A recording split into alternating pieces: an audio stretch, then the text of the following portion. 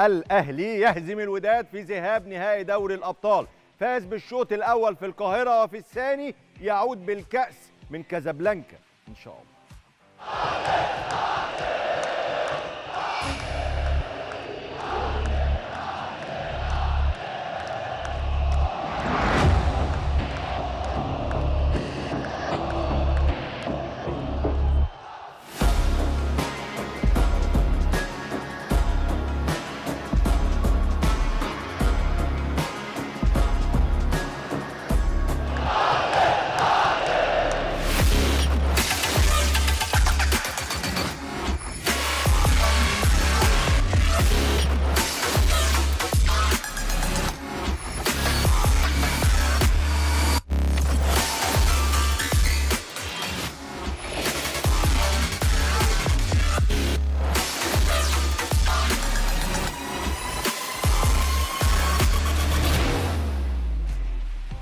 النهارده حقيقي الاهلي قدم واحده من افضل مبارياته الافريقيه، سجل هدفين اسعد بهما جماهيره وتلقى هدف احبطهم بعض الشيء، ولكن من لا يعرف الاهلي فلا بد ان يحزن، ومن يعرف الاهلي وتاريخه وانجازاته مش هيقلق. صحيح الفوز بهدفين نظيفين كان هيطمن اكتر، ولكن في كل الاحوال الاهلي خرج كسبان. بفرصة التعادل بأي نتيجة أو تحقيق الفوز في مباراة الإياب هيضمن الأهلي كأس البطولة، وفنيا الأهلي أفضل من الوداد جملة وتفصيلا. الأهم إن الفريق يكون جاهز نفسيا ومعنويا، وإن شاء الله إن شاء الله يكرر فوزه في المغرب.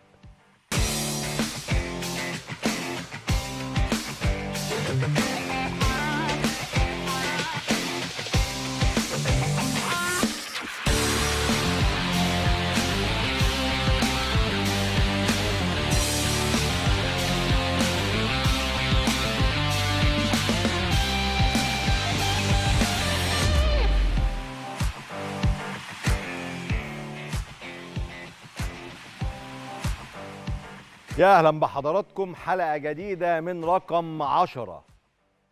جماهير النادي الأهلي تفرح وتسعد وتنبسط النهاردة بأداء فريقها الكبير، تفرح بمارسيل كولر وجهازه المعاون، تفرح بكل لاعبي النادي الأهلي اللي عملوا النهاردة حقيقي واحدة من أفضل مباريات الأهلي الأفريقية على الإطلاق. أداء كبير، أداء مميز من النادي الأهلي، هدفين وكانوا مع الرأفة، هدفين فقط وكان ممكن يزيدوا، هدف لبيرسي تاو وهدف لكهربا، والاتنين من صناعة حسين الشحات المتألق جدا المبدع جدا. كل حاجة كانت ماشية بشكل رائع في النادي الأهلي في هذه المباراة. أداء وانت بتتفرج تبقى فاتح بقك ومنبهر ومبسوط وفخور بفريقك المصري وهو بيعمل هذا الأداء الكبير المميز جدا. ولكن هدف للوداد عن طريق سيف الدين بوهرة في الدقيقة 86 بين قوسين كده في لحظة سرحان نسبي. الأهلي كان مركز قوي النهارده قوي، في كل الأحوال مفيش فريق في العالم بيقدر يركز طول ال90 دقيقة بالظبط بالثانية، صعبة جدا جدا. دخل فيك الهدف وفاز الأهلي 2-1 في هذه المواجهة. تألق كهربا، وقبل كهربا بقى أنا هقول لك كام اسم كده دول النهاردة ياخدوا جوائز. حسين الشحات مدهش ومبهر. ده حسين الشحات ده يا جماعة اللي الأهلي مع نهاية الموسم الماضي بيقولوا للأهلي سوقوه بيعوه خلاص كفاية ما بيعملش حاجة، بقى أحسن لاعب في النادي الأهلي. محمد هاني يا جماعة اللاعب اللي هيفضل طول عمره لاعب صاعد ولاعب ناشئ بقى كابتن للأهلي النهاردة ويعمل مباراة رائعة. بيرسي تاو اللي بين قوسين كان بعض الناس يقولوا ده مقلب، ده ايه ده بيرسي تاو سي في محترم وكل حاجة، بس ما عملش حاجة مع النادي الأهلي، بقى واحد من أحسن الأجانب اللي موجودين في مصر حاليا. عمل مباراة كبيرة ورائعة النهاردة. مروان عطية كالعادة بيعمل مباريات رائعة. ونقف لثواني، لا ثواني ايه، نقول دقايق عند مصطفى شوبير. النهارده كنت بتفرج مع مجموعة من الأصدقاء على هذه المواجهة. أي كورة بيلمسها مصطفى شوبير هتافات مدوية مدويه بشكل احيانا بيبقى مبالغ فيه. يا جماعه عادي، ما هو الكوره سهله. لا، الناس بتشجع، الناس فرحانه، الناس مقدره تماما حجم الضغط اللي عليه. حارس صغير في السن، حارس مش اساسي في الاهلي، حارس بيلعب نهائي دوري ابطال افريقيا، حارس ابن نجم كبير، فعليه ضغوط المنطقيه الطبيعيه اللي بتتقال، مش المنطقيه عفوا، الطبيعيه اللي بنسمعها طول الوقت، يعني ابناء العاملين وخلافه. فعنده مجموعه من الضغوط عليه. ورغم كده اللي قلته لكم امبارح انا كنت مراهن شخصيا يعني على مصطفى شوبير، على الشخصيه. هو شخصيته قويه، هو شخصيته كبيره، اهلته النهارده انه يعمل مباراه كبيره ومحترمه في نهائي دوري ابطال. دي حاجه في منتهى الصعوبه يا جماعه، في منتهى الصعوبه. شال كام كوره صعبين جدا. ده في واحده في الشوط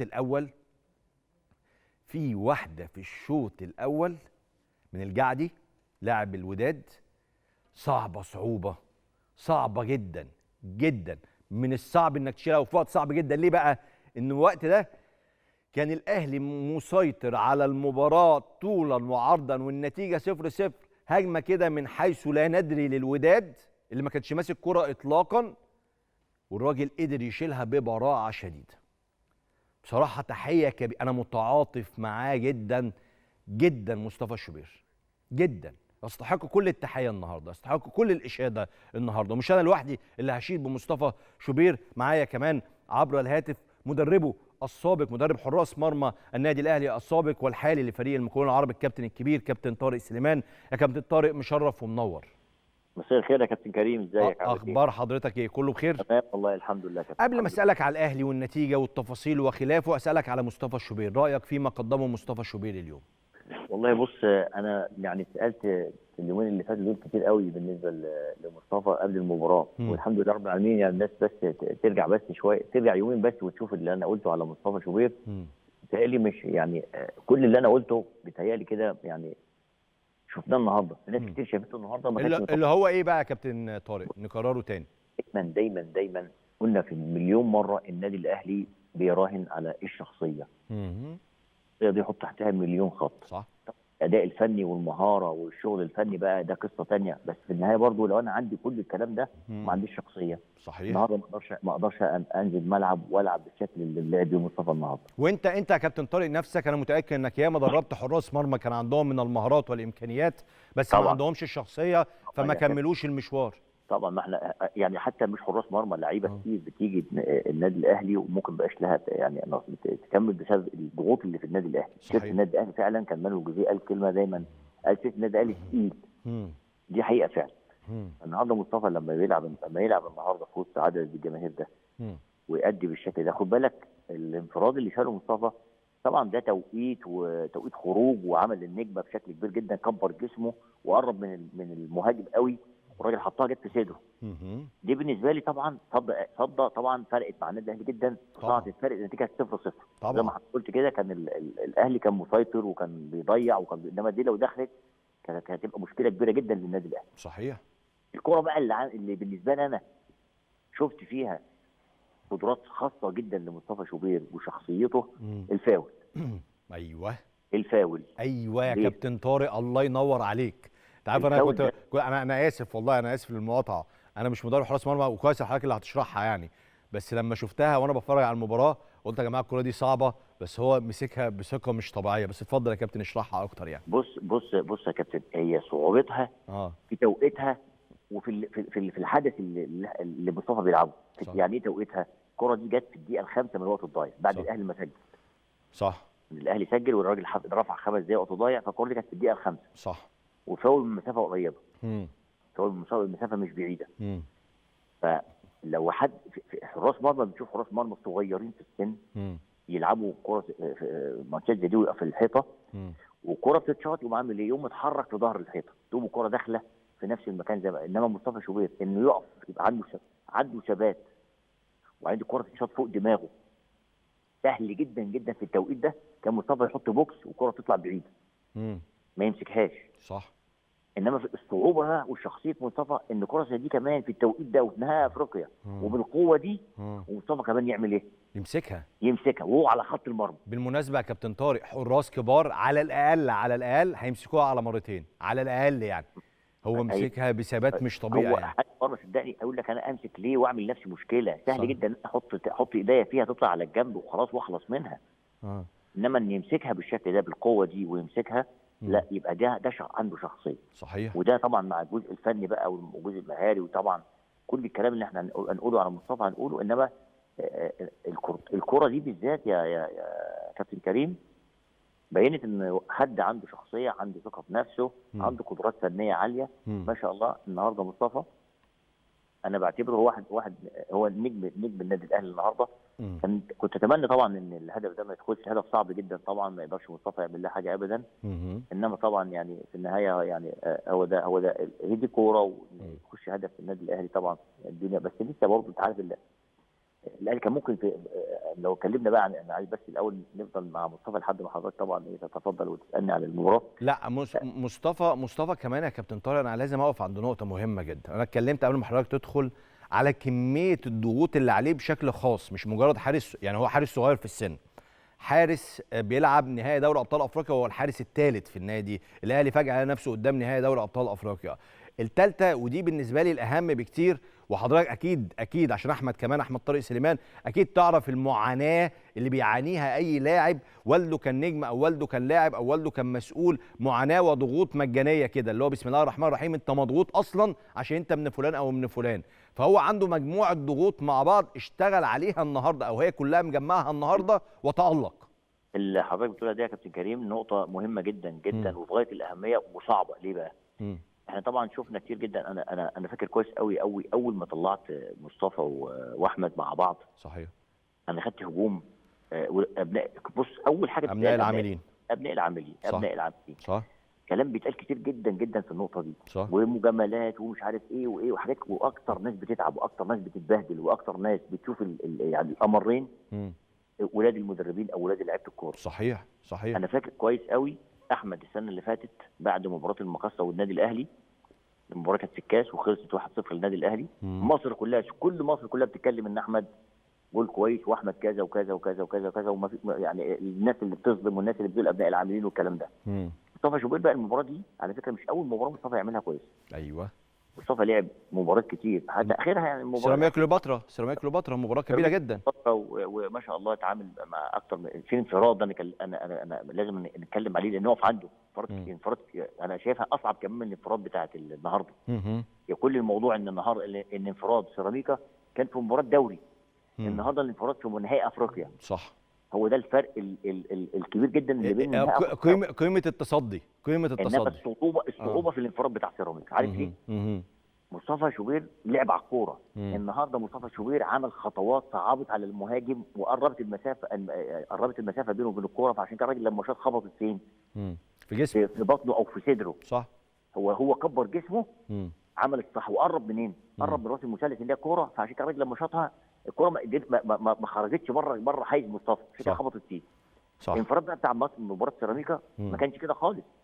كان في مسافه بين الراجل وبين مصطفى ورايح حطها من فوق مصطفى، ومصطفى باداء حركي سريع جدا جدا جدا وسرعه رد فعل عاليه جدا. طلع ايده صح وخد الكوره قبل الكوره ما تعدي منين؟ من فوقيه، من فوق ايده او من فوق دماغه. صح.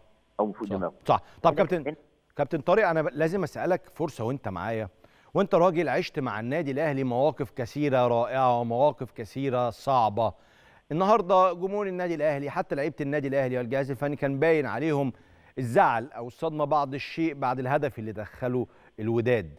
نصيحتك ايه للاعيبه النادي الاهلي؟ نصيحتك ايه كمان لجماهير النادي الاهلي؟ تطمنهم بايه قبل مباراه العوده؟ بص انا هذكرك بموقف ما انا ما بنساهوش ابدا. احنا بنلعب الترجي في استاد برج العرب نهائي افريقيا 2012. واحنا دخل فينا جون وكان خطا من شريف اكرام. كان جاب وليد الهشري من ضربه ركنيه. صح. وبعديها سيد حمدي تعادل في قبل المباراه ما تخلص يعني، والمباراه خلصت 1-1.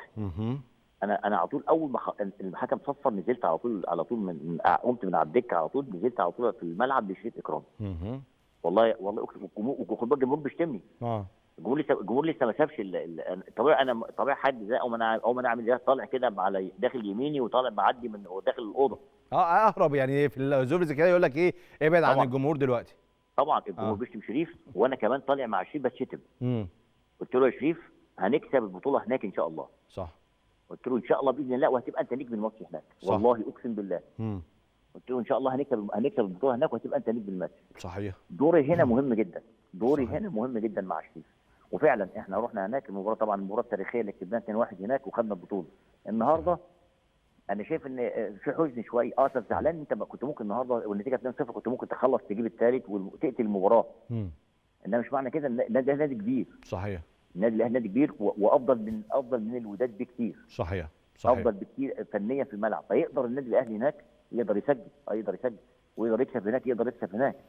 مفيش كلام، بس اهم حاجه بس يبقى في عدل تحكيمي. ان شاء الله يبقى في عدل تحكيمي هناك، انما مش معنى كده الاهلي كسبان، الاهلي رايح كسبان مش رايح خسران، مش رايح متعادل. صحيح. صحيح. يعني صحيح. كسبان 2-1. صحيح. كابتن طارق، تتوقع مين اللي يلعب مباراه العوده، مصطفى ولا الشناوي؟ سؤال صعب بقى ده، بقى انت كده بتحرجنا كده بقى. طيب. بص هي هتبقى راجعه في الاخر، اكيد للجهاز الفني وحاله الشناوي وحاله اللاعبين. طبعا. ناوي طبعا جول النادي الاهلي وجول مصر وتاريخ كبير جدا. وطبعا ما فيش شك ان المباراه اللي هناك هتبقى محتاجه حاجات كتير قوي، محتاجه حاجات كتير جدا، وحضرتك طبعا تحتها بقى حط خطوط كتير قوي قوي قوي تحت الكلام اللي بقوله ده. انما في النهايه هي حريه، هي طبعا ده قرار جهاز فني وقرار الناس المسؤوله في النادي. انما المباراه هناك هتحتاج شغل كتير جدا جدا في الضغط الجماهيري بقى هم هناك طبعا هيهاجموا. النهارده هنا برضه ما كانش فيه هجوم كتير. صحيح. مصطفى طبعا بهدوءه قدر اللي يتعامل مع المواقف اللعب اللي جاب تعامل معاها كويس قوي قوي قوي، واثبت انه حارس مرمى كتير، وحارس مرمى هيبقى له يعني ان شاء الله يبقى له يعني شأن كبير ان شاء الله. انما هناك طبعا محتاجه المباراه، محتاجه حاجات كتير جدا جدا جدا. فاتمنى التوفيق للشناوي يلعب، مصطفى الشوبير هيلعب طبعا اكيد معاهم علي لطفي. اتمنى لهم كل التوفيق، ان ربنا يكرمنا ان شاء الله. ان شاء الله. وناخد البطوله من هناك، لان احنا اتظلمنا سنتين 2017 22. صحيح. كابتن الكبير كابتن طارق سليمان، مدرب حراس مرمى النادي الاهلي الاسبق وايضا مدرب حراس مرمى فريق المقاولون العرب الحالي، انا بشكرك شكرا جزيلا على هذه المداخله. تعالوا نروح نشوف ماذا قال مارسيل كولر بعد نهايه هذه المباراه ونرجع نكمل كلامنا. Ja, wir sind froh, dass wir natürlich gewonnen haben. احنا سعداء جدا ان احنا الحمد لله كسبنا النهارده. Ich bin aber stinkesauer über das, was passiert ist mit Schiedsrichterentscheidung. لكن انا في قمه الغضب من قرارات التحكيم النهارده. Weil ich habe jetzt die nochmals angeschaut, die Sequenzen. Also der Schiedsrichter hat den VAR konsultiert und hat keinen Elfmeter gegeben. Und wenn ich das anschaue, dann sehe ich, dass der Spieler den Fuß unseres Spielers getroffen hat und nicht den Ball. ناخد بقى، انا اتفرجت على كل اللقطات بعد المباراه دلوقتي. اول حاجه طبعا ضربه جزاء واضحه وضوح الشمس، اللاعب داس على اللاعب، على رجل اللاعب بتاعنا في جوه ال 18. ده كمان بيسال الفار، والفار كمان ما بيقولوش حاجه. الموضوع بقى صعب جدا. Und ich weiß nicht, wie das möglich ist, dass man das nicht sehen kann, wenn man den VAR konsultiert. وانا مش عارف ازاي الواحد ما يشوفش كره زي دي وكمان بيسال الفار، يعني الاثنين ما يشوفوهاش. Dann die andere Situation ist ganz klare rote Karte. Ja, kommt ein langer Ball, der Verteidiger von Wydad nimmt den Ball mit der Hand, ist der letzte Mann. Wir können zu zweit hinter der Mittellinie aufs Tor laufen und ist hundertprozentig eine rote Karte als letzter Mann. Und es gibt nur Gelb. Also ich weiß nicht, was da passiert ist oder wie das möglich ist. Und dass man das nicht sehen kann und dass die Linienrichter den unterstützen. Also völlig unverständlich für mich. بالنسبه لي كمان الكره الثانيه بصراحه حاجه يعني تخرج الواحد عن شعوره. كره بتتلعب هجمه مرتده، اللاعب الوداد بيجيب الكره بايده، رايحين باثنين من نص الملعب، رايحين جون. اكيد الكره كارت احمر في اي قانون في الكره في اي كوكب في اي قاره بتتحسب كارت احمر. الغريب بقى ان هو بيدي على طول كارت اصفر. الغريب ان الناس اللي واقفه على الخط ما بتقولوش حاجه من الحكام اللاينسمان ولا الفار بيقول حاجه. انا مش فاهم بصراحه ازاي قرارات بالشكل ده، يعني ازاي؟ Da muss einfach zwingend ein VAR eingreifen und muss den Schiri bestimmen. Also das, Entschuldigung, ich weiß auch nicht mehr, was man dann da noch sagen muss. الفار كمان يعني مش عارف ازاي ما رجعوش. انا اسف جدا، بس اللي بيحصل ده غريب جدا وخارج الواحد عن سيطره شعوره بصراحه. Und ich bin überzeugt, dass wir auch in Casablanca ein Tor schießen können. Und das ist aktuell der Fakt. Also wir haben nicht verloren, wir haben gewonnen. اول حاجه احنا بنتكلم على نهائي دوري الابطال. نهائي دوري الابطال معناها ان احنا بنلاعب اهم فرقتين او اكبر فرقتين او افضل فرقتين في القاره وصلوا النهائي. مش معناها ان احنا نعمل كده هنكسب البطوله او نكسب الماتش والماتشات هتبقى سهله. لاعب منافس قوي، فريق الوداد فريق كويس جدا، بيلعب كره كويسه، قدم ماتش النهارده كويس وعنده فريق قوي. احنا ما بنلعبش نفسنا، فمتوقع ان احنا يبقى فيه نديه. طبعا النتيجه كانت هتتغير تماما بسبب قرارات الحكم، وانا غضبان جدا بسبب قرارات الحكم النهارده اللي غيرت مسار المباراه. ضربه جزاء وكارت احمر، دي حاجه تقلب المباراه تماما. لكن في النهايه احنا كسبنا. لازم الناس تبقى عارفه ان احنا كسبنا، احنا ما خسرناش على فكره.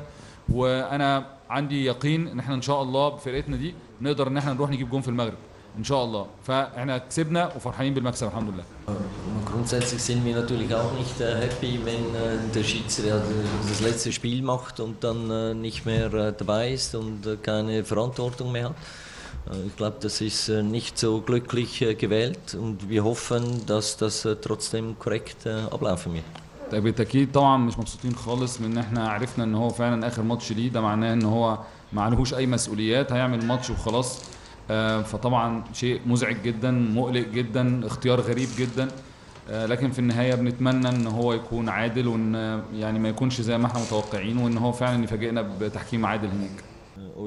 هو اول حاجه هو مش من حق المدرب المنافس ان هو يتكلم على ادائنا ولا يتكلم على شغفنا ولا يتكلم على طريقتنا.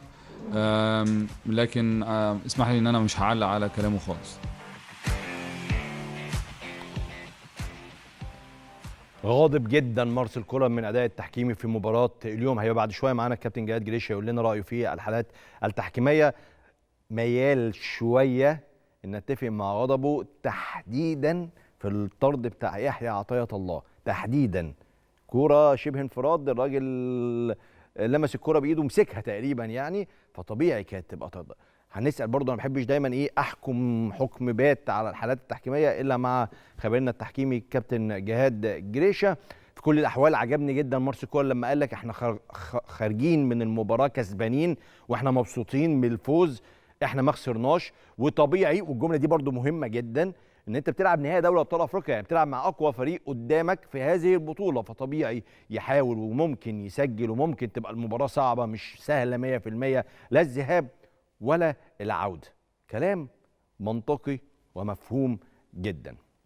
فاندن بروك المدير الفني للوداد كان له ايضا تصريحات مهمه بعد نهايه هذه المواجهه، نسمعها ونرجع نكمل كلامنا. On se qualifie. Donc ça veut dire que le match de retour, si on fait ce qu'on a fait toujours, c'est se qualifier ou gagner le trophée.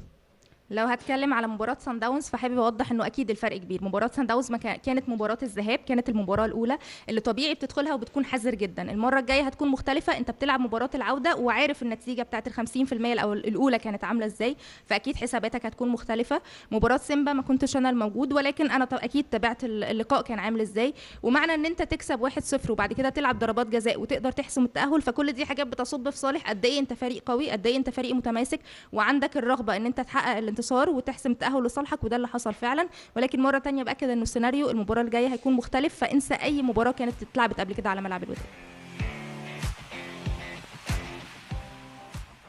طيب بص بقى يا سيدي، الكلام اللي هقوله اللي جاي ده مهم جدا ان احنا نركز فيه مع بعض ونفتكر او نستعيد يعني ايه اهلي.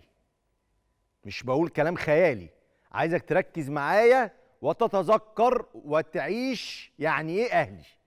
كابتن طارق سليمان من شويه وقت ما كان في الجهاز الفني للنادي الاهلي في 2012، البطوله اللي حصل عليها النادي الاهلي في تونس من الترجي التونسي في رادس، كان سيناريو مشابه ويمكن اسوأ بكتير كمان. اللي هو ايه؟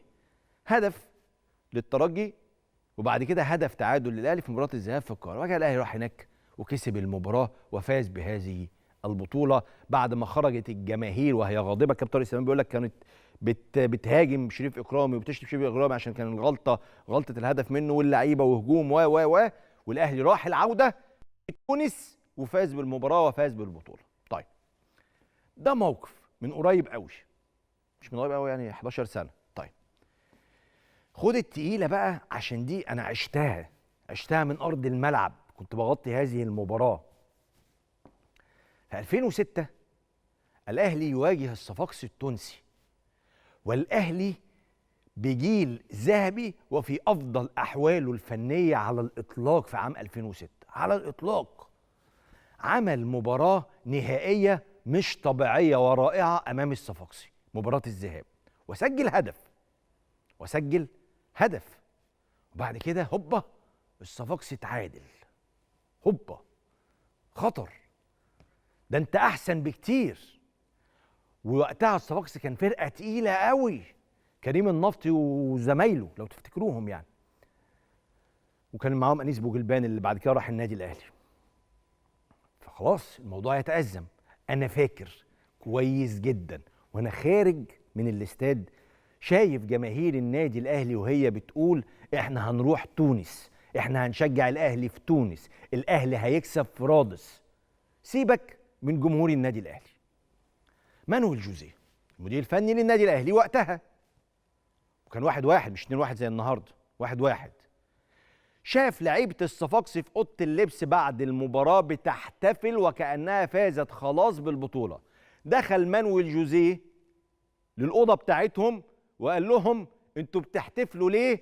احنا هنروح تونس وهنكسب البطوله من هناك وهتشوفوا. دخل للعيبته وقال لهم احنا مش هنخسر البطوله دي وهنكسبها. راح الاهلي هناك وفاز بالمباراه وفاز بالبطوله. انا بقول الكلمتين دول ليه؟ عشان في شويه احباط منطقي بعض الشيء. والاحباط جاي منين؟ نلاقي النهارده عمل مباراه كبيره جدا جدا. عارف لو الاهلي النهارده بيلعب مباراه وحشه كنت هتفرح وتقول ايه؟ طب الحمد لله ان احنا كسبنا.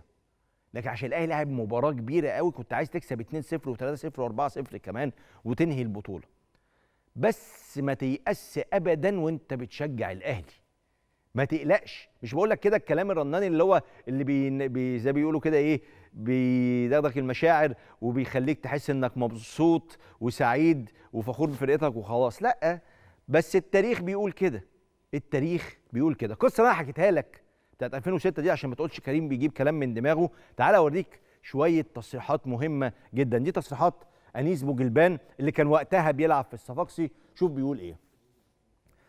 بوجلبان قال في تصريحاته انه عندما كان لاعبا في صفوف فريق الصفاقسي التونسي خلال مباراه الذهاب نهائي دوري ابطال افريقيا 2006 حدث موقف غريب من مانويل جوزيه داخل غرفه خلع الملابس.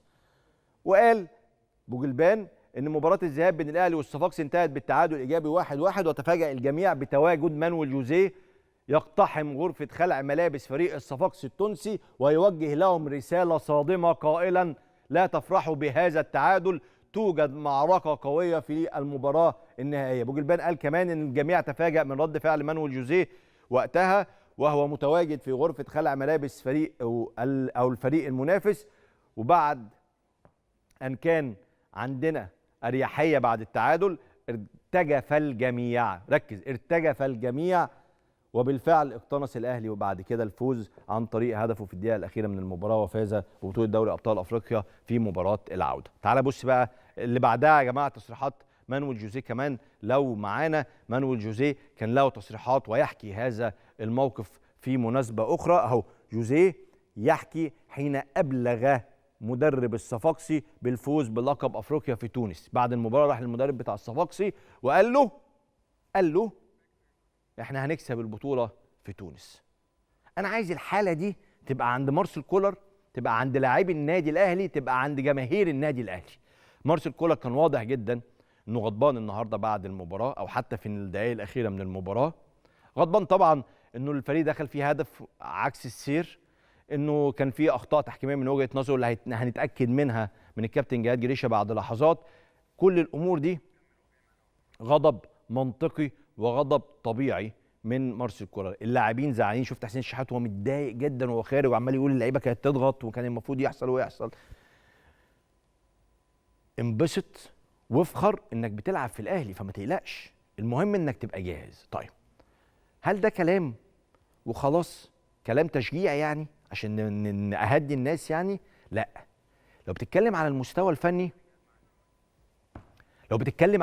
الفني انت بتتكلم بعد 30 دقيقة. هتقول يا جماعة الصورة بتاعة البوزيشن أو السيطرة للنادي الأهلي في أول 30 دقيقة كانت عاملة إزاي؟ انا شفت حاجه ما شفتهاش في الكوره قبل كده، ما شفتهاش في الكوره قبل كده. النادي الاهلي يستحوذ على 82% استحواذ للنادي الاهلي مقابل 18% للوداد. والله بدون مبالغه، والله بدون مبالغه. مانشستر سيتي اقوى فريق في العالم يستحوذ على الكره، ما شفتوش عامل طبعا مع فارق المستويات هنا وهنا، يعني انت بتلعب على المستوى بتاعك وهو بيلعب على المستوى بتاعه. بس مانشستر سيتي في مباريات اوروبيه وهو فارق كتير عن فرق كتيره ما بيعملش البوزيشن ده. برشلونه في جيله الذهبي العظيم اللي كان بيستحوذ فيه على الكره ما بيسيبهاش، ما كانش بيعمل البوزيشن ده. فالاهلي النهارده فنيا اكيد احسن من الوداد على مستوى كل الخطوط، على مستوى كل الخطوط حرفيا. فانت فنيا ما تقلقش على الاهلي. انا بس رهاني الوحيد واللي ان شاء الله نكسبه باذن الله انه الاهلي يبقى في حاله معنويه ونفسيه جيده، وما يحسش انه داخل مباراه العوده وهو خسران او هو قلقان او هو اصل انا خسرت قبل كده نهائيين في ملعب محمد الخامس في 2017 و2020 والامور ممكن عفوا 2022 فالامور ممكن تتازم وممكن تتكرر. لا ما يحطش في دماغه الكلام ده كله. انت افضل فنيا تفوز. على فكره الاهلي في 2017 ما كانش افضل من الوداد بصراحه شديده، فنيا ما كانش افضل من الوداد. في 2022 بصراحه الاهلي ما كانش افضل من الوداد. 2023 فنيا الاهلي افضل من الوداد، والاهلي هيفوز بالبطوله لانه افضل فنيا. ده خلاصه القول. الكوره تحكم، الكوره تحكم. انا كورتي احسن، انا افضل، هكسب. وتاني تذكر معي جيل 2017 وتذكر معي المستوى وحاله الهبوط البدني والاصابات والغيابات وظروف المباراه بتاعت 2022 افضل احواله، لكن في 2023 الاهلي افضل من الوداد، فهيفوز ان شاء الله في المغرب في مركب محمد الخامس قدام جماهير الوداد باذن الله، باذن الله. طيب نروح للكابتن الكبير كابتن جهاد جريشه خبيرنا التحكيمي، يقول لنا غضب مارسيل كولر النهارده من الاداء التحكيمي كان غضب منطقي ولا لا؟ كابتن جهاد مشرفني ومنورني. كريم صباح الخير عليك وعلى كل مشاهدينا. النهارده ايه اللي حصل؟ هل الحكم ادار مباراه جيده ام ادار مباراه سيئه؟ هل الاهلي كان له فعلا ضربه جزاء وبطاقه حمراء لفريق الوداد ولا ما كانش فيه الكلام ده؟ بص انا اقول لك النهارده حكماء الفار ادوا مباراه ممتازه. النهارده مراجعات الفار كانت ممتازه ومميزه. النهارده حكم النهارده كلنا حسينا الحكم طبعا خبراته قليله وكان فيه اهتزاز خاصه بعد الرجوع للفار والغاء ركله الجزاء اللي تم احتسابها للنادي الاهلي. طبعا الحكم الفار ركله الجزاء كره في راس المدافع الوداد، وبعد ده بعد اللقطه دي كان حسينا باهتزاز الحكم واهتزاز قرارات الحكم لها الخبرات اللي موجوده كحكم ليبي لسه 15 مباراه عمره التحكيمي الدولي، فبتتكلم برضه خبراته قليله. لكن خليني اقول لك يا كريم ان مفيش خطا تحكيمي مؤثر في المباراه. يعني اللقطه بتاع حسين الشحات اللي طالب بيها اللي في الدقيقه 8 ركله جزاء، الاحتكاك اللي كان حاصل مفيش فيه خطا على المدافع، لا في دفع ولا في مسك ولا في عرقله ولا في اي حاجه. احتكاك طبيعي جدا لا يرقى لاحتساب ركله الجزاء نفسها. هنربط بينها وبين كره علي معلول اللمسه اللي حصلت في ظهر اللاعب الوداد دي لا ترقى برضه لاحتساب ركله الجزاء. بنتكلم على اللعبتين معيارهم واحد، ان احنا الكورتين نص لاحتساب ركله الجزاء سواء في اللعبه دي وسواء في اللعبه دي. الاثنين حكام الفار اللي موجودين المراجعه كانت صحيحه. حد غيرهم كان ممكن يعمل مشكله كبيره في تحكيم النهارده لو تدخل غير صحيح. تمام. اللقطه اللي اثارت الجدل موضوع الطرد. لا قبل الطرد الكره بتاع حسين الشحات ضربه جزاء ولا لا؟ لا مش الانهي واحده، الثانيه اللي بتتكلم عليها الثانيه ولا الاولى؟ اللي هو وقع فيها ديت اللي في الدقيقه 8 دي مفيش فيها ركله جزاء اللي كان فيها احتكاك. اللقطه الثانيه اللي هي من ورا الجون كانت في لقطه صريحه. لا الكره بتاعت حسين شحاته اللي في الدقيقه 36 اللي مارسيل كولر اعترض عليها في المؤتمر الصحفي وقال انها واضحه. هو اللقطه التحكيميه اللي باينه فيها جدا ان رجل لاعب الوداد على الارض، مفيش دوس على القدم ولا في عرقله حصلت. اللقطه دي لازم يا كريم فيها صفاره. الصفاره كانت هتطلع وكان في سيميوليشن على حسين الشحات. طب معلش انت بتقولي تمثيل على حسين الشحات. كابتن جهاد معلش انا جايب لا معاك انا بحث خلاص اتكلم. انا جايب صور دلوقتي. ممكن ما يكونش داس على رجله بس خابط السمانه واضحه، يعني انه خابط سمانه. مش ده يعتبر احتكاك يا كابتن جهاد؟ انا بتفرج على لقطه تحكيميه فيديو. لما انت على فكره الصور ممكن نلعب فيها. لا عفوا اكيد مش انا بلعب فيها. لا انا بكلمك الصور اللي في السوشيال ميديا والقصه دي. لا يا كابتن جهاد، واحده بس، اتفضل، معاك براحتك خالص. على الفيديو اللي انت شفته، بسيبك من الصور خلاص، انت عندك حق بالمناسبه ان الصور في كثير من الاحيان بتبقى خادعه، مش هختلف معاك، بس على الفيديو بس عشان احنا مش هنقدر نجيب الفيديو فبنحاول نجيب صور. صحيح، الفيديو اللي انا شفته الرجل المدافع الوداد على الارض ما وصلتش قدم حسين الشحات باي حال من الاحوال. يعني ما فيش اي احتكاك حصل، وبالتالي ما فيش هحتسب الراجل جزاء بايه. ودي المراجعه اللي على فكره اللي حكم الفار شافها، اللقطه اللي ورا الجون كانت واضحه جدا ان ما فيش اي تلامس حصل بين رجل لاعب الوداد وحسين الشحات. تمام. الكره بقى الكره بتاعت الطرد. نتكلم في معيار الفرصه المحققه، اربع نقط عشان تطرد. اول حاجه السيطره والستاره المستقبليه، كان في 2 لاعيبه على فكره من الاهلي هيروحوا انفراد. عظيم. هو ده كان اخر تاني مدافع اللي هو كان في نص ملعب النادي الاهلي اللي لعب كره بالايد. اول معيار اللي هو عدد المدافعين، فعلا عدد المدافعين كان ما فيش حد هيغطي عليهم. ثاني حاجه الفرصه السيطره والستاره المستقبليه على الكره كان موجود. ثالث حاجه المواجهه للمرمى كان هيبقى موجود. الحاجه الوحيده اللي تنزلني من الكارت الاحمر للكارت الاصفر في المعايير الاربعه بتاع الفرصه المحققه المسافه. المسافه بالمنظر ده في نص ملعب النادي الاهلي، بالمشوار اللي هيروحه المهاجم بالمنظر ده، لا يمكن يبقى فيه كارت احمر. لا يمكن يبقى فيه كارت احمر. ليه؟ لان المعيار المسافه ده معيار اساسي من ال4 معايير اللي لو نقص فيهم معيار واحد في الفرصه المحققه بنزل من الكارت الاحمر للكارت الاصفر. طيب ليه الفيفا بتتكلم في ايه الفلسفه في القصه دي؟ ان ممكن يبقى فيه لاعب مدافع سبرنتر ممكن يعمل سبرنت ويلحق اللاعب في المسافه الكبيره دي. انت بتتكلم على اكتر من نص ملعب، وبالتالي استحاله كارت احمر من نص الملعب بالمنظر ده. هقول لك على لقطه حكيميه كريم في كاس عالم شباب، اللاعب كان في نص الملعب نفس المكان بس ما لعبش كره بالايد، هو مسك المهاجم اللي راح بوشه راح للجون من نص الملعب بالمنظر ده، مسكه من وسطه وقفه. فبتتكلم اكتر واقعيه من دي كمان، بس برضه معيارها كارت اصفر مش كارت احمر عشان معيار المسافه الموجود في اللقطه دي. طيب وبالتالي مراجعه حكم الفار المراجعه الصحيحه اللي حصلت بخبراتهم مشوا مع معيار الفيفا، وبالتالي انذار مستحق ومفيش فيها كارت احمر. يعني الملخص انه الاهلي اليوم لم يستحق ضربه جزاء، وايضا لم يستحق الوداد بطاقه حمراء ليحيى عطيه الله في الكره ديت. بالظبط، ونفس الكلام الاهلي الوداد اللي يستحق ركله الجزاء بتاع علي معلول، اللي برضه على فكره جمهور الوداد وفي المغرب قلبين الدنيا على لعبه علي معلول، برضه لا ترك الاحتساب ركله الجزاء. احنا بنتكلم كمعيار تحكيمي سواء للاهلي او على الاهلي او للوداد او على الوداد، احنا بنتكلم كتحكيم. لكن احنا كلنا كنا حاسين ان الحكم المباراه اكبر منه كخبرات وكده، لكن في الاخر مفيش خطا تحكيم مؤثر لوجود 2 من حكام الفار اللي موجودين في كابينه الفار نجحوا المباراه النهارده تحكيميا بدون اي اخطاء تحكيميه مؤثره. في اخطاء في اخطاء وفي اخطاء كتيره وانذارات كتيره كانت مستحقه الحكم ما اداهاش، لكن مفيش خطا تحكيمي اثر على نتيجه المباراه، ده الاهم. طيب حكم مباراه العوده كابتن جهاد بملكه شايف انه هيبقى حكم جيد لهذه المواجهه؟ هكلمك في حاجتين اثنين يا كريم. اولا النزاهه والراجل فير والراجل ما بيروحش يمين ولا شمال، ما بيتاثرش بجمهور ولا ضغوط موجوده ديت، وجمهور الاهلي يثق في الكلام ده. كلامي بقى بقول لجمهور الاهلي ثق في نزاهه الراجل بملك دوت، وثق في شغله في الملعب.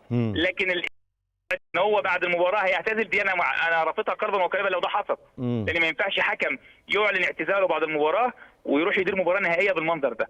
فهو ده لو حصل هيبقى عليه كومنتات كتيره، لكن الراجل لو استمر واداء تحكيم محترم وخرج بعد المباراه بصوره محترمه وفي المباراه، يعني لو اعتزل مفيش عندنا مشكله. لكن لو في مشكله في المباراه واعتزل بعد المباراه يبقى انا الوم الاتحاد الافريقي ان هو كان على علم بعد المباراه ديت. ده حصل برضه، كلام مش مؤكد بس الكلام اتقال كتير جدا. لا فاهمني يا كابتن جهاد، يعني لو هو خلص المباراه دي في ختام مشواره مثلا في نهائي دوري ابطال افريقيا واعتزل بعدها، ايه المشكله؟ هو انت ممكن بعدها تاخد القرار، لكن القرار لو مسبق قبل المباراه ان انت تعتزل ده غير مقبول يا كريم. ليه بقى؟ مقبول ان انا ليه بقى؟ لان انت هتشكك كتير قوي في التحكيم، هتشكك كتير قوي في الحكم، ده الحكم عارف ان ده اخر ماتش ليه مش مهتم بيه، او تفتح ابواب عن التحكيم في المباراه. مفهوم. لو ده موجود مفهوم. وبالتالي احنا ما ينفعش تقول انا هعتزل بعد المباراه ديت وده مباراه تكريم ليا. انت مباراه بتتكلم على نهائي دوري ابطال افريقيا، المباراه دي مهمه جدا لفرقتين كبار زي الاهلي والوداد، وبعد نتيجه الماتش الذهاب النهارده هتبقى مباراه مهمه جدا. اي خطا تحكيمي مؤثر هيبقى مشكله كبيره سواء للوداد او للاهلي. صحيح. وبالتالي بنتكلم ان احنا عايزين اداء تحكيم محترم ايا كان مين اللي هيكسب. صحيح. وطبعا كمصريين نتمنى ممثل مصر اللي يكسب. بنتكلم على التحكيم، عايزين تحكيم محترم في المباراه. صحيح. عايزين ان الناس تخرج من المباراه ده خد حقه وده خد حقه ايا كان مين اللي يكسب في المباراه. مظبوط. الاختيار هو اختيار كحكم خبرات الموجوده. احنا عندنا 3-4 حكام خبرات مع الحكام الشباب، ومطلوب المباراه دي فعلا حكم خبره، اتمنى له التوفيق. لكن التخوف اللي موجود عند جمهور الاهلي بيتكلم على الاشاعه بتاع الاعتزال ده. هو ده نقطه التخوف. كابتن جهاد، الوقت الضايع في الشوط الاول كان 5 دقائق، الوقت الضايع في الشوط الثاني كان 8 دقائق. هل تفتكر ان الحكم النهارده طبق فكره تطبيق الوقت الضايع الفعلي من المباراه؟ يعني كان في، هتلاقي في نصيحه من حكام الفار اللي موجودين برضه، هم اللي قالوا له وكلاموا معاهم اللي بيحسبوا له ده. وده موجود في البطولات الكبيره، ان حكام الفار هم اللي بيتدخلوا وبيدفعوا الحكم بالوقت بدل الضايع، لان هم بيحتسبوا ده وستوب واتش معاهم، وبالتالي الارقام اللي اتاخدت دي مش هو تقديره هو، لكن قرارات مباشره من حكام الفار اللي موجودين معاه. وده المفروض يحصل في مباراه العوده؟ ده طبيعي جدا، لازم يحصل. ده طبيعي جدا. التحكيم الدولي في المباراه الكبيره زي كده لازم حكام الفار يتدخلوا، مش تقديري دلوقتي الوقت بدل الضايع. الوقت بدل الضايع دلوقتي يحتسب بدقه عشان دي حقوق، وبالتالي الاتحاد الدولي بيأكد عليها جدا، ولازم الحكام يشتغلوا عليها بمنتهى الدقه. عارف سألتك السؤال ده ليه؟ عشان بقلق من فكره ان المباراه وتضييع الوقت في المغرب والتفاصيل دي، فبقلق منها. ده لازم الحكم يكون دقيق جدا، حكم الفار بالذات اللي موجود يكون دقيق جدا في احتساب الوقت بدل الضايع، زي ما حصل النهارده من حكام الفار اللي بقول لك النهارده هم نجوم المباراه حكامي الفار النهارده. صحيح. وبالتالي هم اشتغلوا على شغلهم دوب على احسن صوره. اتمنى نفس المعيار ونفس الاداء يحصل في مباراه العوده ان شاء الله. كابتن جهاد جريشه خبيرنا التحكيمي، انا بشكرك شكرا جزيلا على هذه المداخله.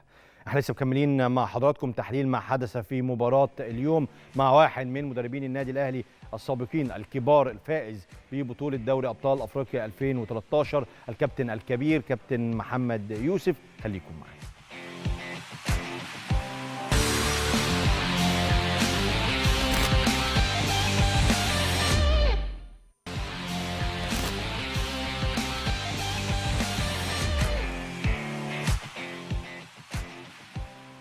يا اهلا بحضراتكم مره اخرى. بصوا، ضيفي النهارده بيغيب عليا كتير بصراحه، وكتير ما بشوفوش، بس دايما بيوحشني. دايما ضيف عزيز رائع جدا ومميز جدا، مدرب كبير، محلل رائع، وكان لعيب كبير قوي قوي قوي للي ما اتفرجش عليه، يعني عشان في شويه شباب صغيره دلوقتي ما لحقوش شافوا الكابتن الكبير اللي معايا النهارده، الكابتن الكبير كابتن محمد يوسف، المدير الفني الاسبق للنادي الاهلي الفائز ببطوله افريقيا دوري ابطال افريقيا 2013. كابتن يوسف مشرفني ومنورني، وحشني جدا. حبيبي جدا يا كريم، وانت وحشني اكتر، والحمد لله على السلامه. الله يسلمك. مبروك على التكريم اللي كان في المهرجان في الكويت. حبيبي، وسعيد طبعا ان اكون معاك النهارده، ومتالق دايما. ده شرف كبير ليا يا كابتن يوسف. اخبار حضرتك ايه؟ الحمد لله كله كويس. النهارده هبدا من الاخر خالص، مش من الاول.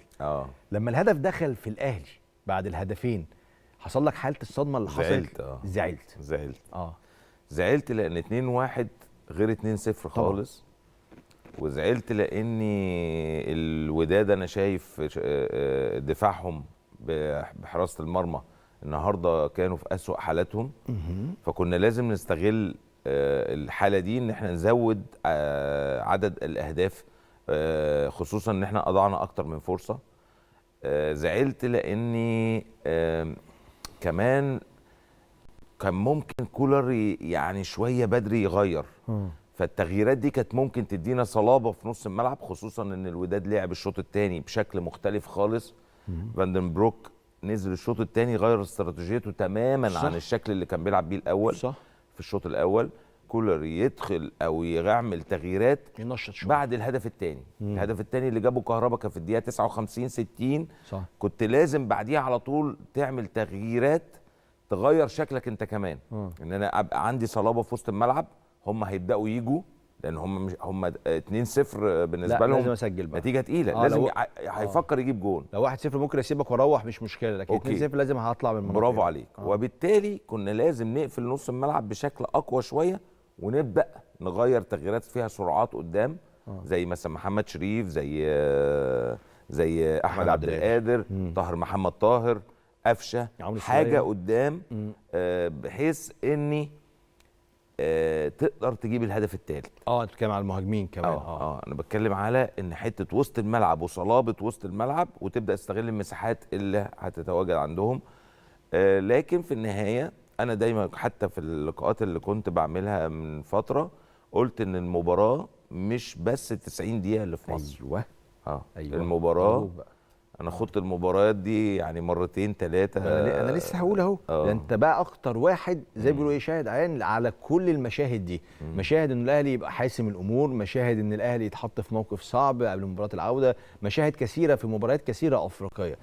فانا برضو ببقى عايز اقول للناس ما تحبطوش، ازعل لا شويه، لا لا. ازعل او الاهلي خرج كسبان، ازعل طبيعي ان الهدف فعلا عكس المجريات تماما، بس ما تحبطش. فانت قول لنا المشاهد اللي انت بص احنا عدينا بنفس الموقف ده في 2012. انا كنت مدرب عام مع حسام البدري 1-1 في برج العرب مع الترجي. في برج العرب صح، وكانوا هم المتقدمين. هم المتقدمين 1-0 الشوط الاول، وبعدين تعادلنا معاهم الشوط الثاني.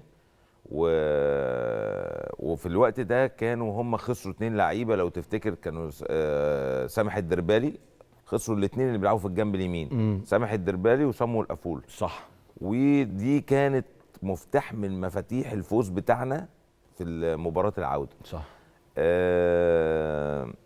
عايز اقول لك على موقف تاني برضو حصل، ان دايما المباريات اللي هي القمة، يمكن احنا كسبنا 3-1 هنا في الترجي في 2018. ايوه. ورحنا هناك خسرنا 3-0. ايوه. فدي برضو من المباريات اللي عايز اقول لك ايه، يعني مفيش حاجه مضمونه بعد مباراه الذهاب. يعني سواء كسبت كتير فانت مش ضامن انك خلاص فزت بالبطوله، انا معاك، وسواء ما كسبتش او تعادلت فده ممكن يخليك تكسب البطوله عادي ويديك. فاحنا دايما المباراه انا كنت كمان انا اديت كمان ذكرى مهمه جدا، مباراه الصفاقسي 2006 والصفاقسي 1-1 وكسبت هناك 1-0. المباريات دايما اللي هي ذهاب وعوده ويكون نهائي مش مباراه واحده، دي لازم تفكر في ال 180 دقيقه كلهم، وتفكر في السيناريوهات بتاعتهم، وتفكر ازاي اتعامل مع ال 180 دقيقه. طبعا في 90 دقيقه عندي و90 دقيقه في الملعب المنافس، لكن هناك وارد جدا جدا جدا ان الاهلي لو لعب بالطريقه الصحيحه وما خافش ممكن يجيب اهداف هناك بشكل قوي جدا. حلو. انت بعد مباراه ذهاب وفيها نتيجه مش مطمئنه، بتخش تقول ايه للعيبه؟ تخش كله محبط بقى، حاله صعبه، بتخش تقول لهم ايه؟ لا طبعا انا بخش، انا اساسا يا كريم كمدرب لازم اكون مأهلهم من قبل المباراه ان دي شوط مش مباراه كامله. صح. دي شوط. يعني احنا خلصنا شوط وهنخش الاستراحه، بس بدل ما هي ربع ساعه هي 6 ايام، وهنلعب يوم الاحد اللي هو 11 الشوط الثاني. فدي احنا متفقين عليها ومجهزين نفسنا نفسيا الكلام ده من قبل المباراه الاولى. ليه؟ لان انت لو جيت يعني غيرت كلامك في الفتره اللي هم ال3 4 5 ايام الجايين دول هتبقى صعبه على اللعيبه، لكن انت بتتعامل من الاول ان هي كلها شوطين، شوط عندك وشوط هناك، وبالتالي لازم نتعامل مع المباراه كلها اللي هي المباراه اللي هنا واللي هناك كانها مباراه واحده من شوطين. صح. النهارده كان في ايجابيات كويسه جدا، شراسه قويه جدا. حلو. الايجابيات دي اللي هجي لك فيها كابتن يوسف. الشوط الاول تحديدا بعد 30 دقيقه ظهرت على الشاشه احصائيات المباراه، وظهر رقم عظيم جدا، 82% نسبه استحواذ الاهلي، 18% نسبه الاستحواذ. ده اصلا نادر الوجود في الكوره، يعني انه يبقى هذا الفارق الكبير. كريم النهارده اول ربع ساعه لغايه ما الساعه جايه 16 دقيقه وكسور، الكوره ما كانتش راحت لمصطفى شوبير. صح. ما راحتش حرفيا، ما راحتش لمصطفى شوبير. صح. فمعنى كده ان انت نزلت خدت المبادره منهم، ضاغط عليهم على طول. حتى لما الكوره كانت بتطلع لسامبو، سامبو لوحده مع ياسر ابراهيم ومحمد عبد المنعم، خلصها بسهوله، بيقدروا يسيطروا عليها وتتحط تاني. والتسعه او الثمانيه بمعنى اصح، اللي هم الاربعه بتوع وسط الملعب والخمسه اللي قدامهم 9 كلهم تحت الكوره يمكن في اخر 30 متر. صح. الاهلي النهارده انت تحدثت عن فكره انه الدفاع بتاع الوداد النهارده ما كانش جيد، حتى حارس المرمى طايع النهارده ما كانش في افضل احواله. بس انت بتتكلم على الدفاع الوداد اللي هو اقوى دفاع في البطوله، بتتكلم على الحارس المطايع اللي هو بيتقال عليه دلوقتي انه هينضم للمنتخب المغربي في المعسكر الجاي، عامل مستوى رائع جدا مع الوداد. فكون ان الدفاع النهارده بتاع الوداد يظهر بالشكل ده وجون الحارس يظهر بالشكل ده، ده برضو تفوق من الاهلي والجهاز الفني واللاعبين. طبعا، لان انت لو رجعت للبطوله هتلاقي لما تعمل احصائيات للبطوله هتلاقي ان اقوى خط هجوم هو خط هجوم النادي الاهلي. ما بعد صن داونز فرق هدفين. صحيح. فالنهارده انت بتتعامل مع صن داونز خرج، فانت بتتعامل مع الاقوى دفاع دلوقتي قدام اقوى هجوم. صحيح. النهارده بامانه لا، الشوط الاول كان هجوم النادي الاهلي باكتساح، يمكن احرز هدف وكهربا اضاع كورتين، يعني كان لازم واحده يجيبها، خصوصا اللي هي الانفراد اللي كان ببطن رجله كان لازم يحطها. لكن قدر يحرز الهدف الثاني اللي اتعمل له من حسين الشحات، كره جميله جدا برضو اتعملت من حسين الشحات. لكن احنا الشوط الاول اضعنا فرصتين 3 كنا ممكن يعني نحرز منهم على الاقل هدف كمان. بس انا هقول لك على حاجه برضو، النهارده سوء حاله الدفاع بتاع الوداد جاي من تفوق الناحيه الهجوميه. بيرستاو النهارده رائع رائع، حسين الشحات هايل رائع. الكره اللي عملها له، يعني حسين النهارده عمل اسيست واحده لبيرستاو وواحده لكهربا. فانا بقول ان هجوم النادي الاهلي النهارده الشوط الاول بالتحديد كان مميز جدا جدا جدا. صحيح. انا عايز اسالك بقى على واحد بصراحه فيهم، عشان دول كلهم يستحقوا الاشاده. حسين الشحات منذ انضمامه للنادي الاهلي وما قدمش مستويات كبيره، او على الاقل مش المستويات المتوقعه بامكانيات حسين الشحات. الراجل تحول هذا الموسم، تحول بقى واحد من اهم الركائز في النادي الاهلي، واحد من اهم اللاعبين اللي لو الاهلي غاب عنهم في مباراه واحده يبقى في مشكله كبيره جدا. تفتكر ايه سبب التحول في هذا الاداء لحسين الشحات؟ كولر عمل حاجه صغيره قوي. حسين الشحات كلنا كنا بنشوفه ان هو راجل ناحيه اليمين، كولر نقله ناحيه الشمال، فاصبح حسين الشحات بيلعب بالرجل الداخليه بتاعته صحيح للداخل. ايوه، حسين لعيب كوره، حسين لعيب كوره، يعني لعيب بياخد الكوره ويستلم ويلعب زي ما انت بتشوف النهارده. حاول يعني اكتر من كوره بيحاول يخش وبيحاول ان هو يعني يراوغ جوه ال 18 ويحاول ياخد يا اما ضربات جزاء يا اما بيفوت، وجاب اجوان كتيره جدا حتى في الوداد ذات نفسه لو تفتكر. صح. في المباراه في بطوله 2020 لما راوغ وحط اجوان، عامل ريكورد كويس جدا في نهايات ابطال افريقيا. فاللي انا عايز اقوله نقلته ناحيه الشمال فخليته طبعا يتنقل في حته تانية. بالاضافه ان اول ما حسين جه نتيجه الرقم اللي جه بيه ده حط عليه لود وخلى الاكسبكتيشنز التوقعات بتاعه الجمهور بقى يبص لحسين مقارنه بالرقم اللي جه بيه. ايوه، فعايز ياخد الكوره من حارس المرمى الشناوي مثلا او مثلا شوبير ياخدها ويروح يحطها لك في الجون. ما هو الرقم كبير، صح، رغم ان مش ده الواقع. صحيح. فهو الضغط، صحيح، هو الضغط، صحيح، والجمهور حط عليه ضغوط لدرجه ان لو تفتكر جت فتره كانوا بيطالبوا، يعني كانوا بيقول لك حسين الشحات لا ده صفقه، مش يعني بداوا يشككوا في قدراته. لكن نقله كولر ليه ناحيه الشمال خليته يروح في منطقه تانية خالص وخليته يلعب مرتاح. يعني انا حاسس دلوقتي ان كولر عمل حاجه ذكيه جدا. انت عندك علي معلول احلى فترات حياته لعبها لما كان مين قدامه؟ رمضان صبحي. الله ينور عليك. ليه؟ رمضان بيعمل ايه؟ رمضان راجل بيخش لجوه، صح، وعلي معلول بيخرج لبره، صح. جاب له واحد، كولر بقى جاب واحد نفس مواصفات رمضان. ان الراجل بيراوغ لجوه يخش، فبيفضل مين؟ بيفضل لعلي معلول. لا حسين لما بيخش جوه يعني علي يبقى انت عندك محورين للهجوم من ناحيه الشمال، صح. ان واحد بيخش لجوه يراوغ ويعمل دبل باس ويخش يلعب، وبعدين ممكن يعمل باك باس بعد كده او يعني يعدي وبعد كده يتصرف يعملها زي الكره النهارده اللي شالها البرستاو. وعندك واحد محور خارجي يهاجم زي علي معلول ويعمل لك كروسات او الباك باس برده بشماله. نفس الكلام من ناحيه اليمين. بيرستاو لعيب مراوغ، النهارده دخل اكتر من كره بس حظه وحش انه كل ما يسدد الراجل زولا ده يقفل عليه، وهم شايفين وباصين على بيرستاو كويس قوي قوي قوي، صح. فزولا النهارده قافل عليه في اكتر من كوره.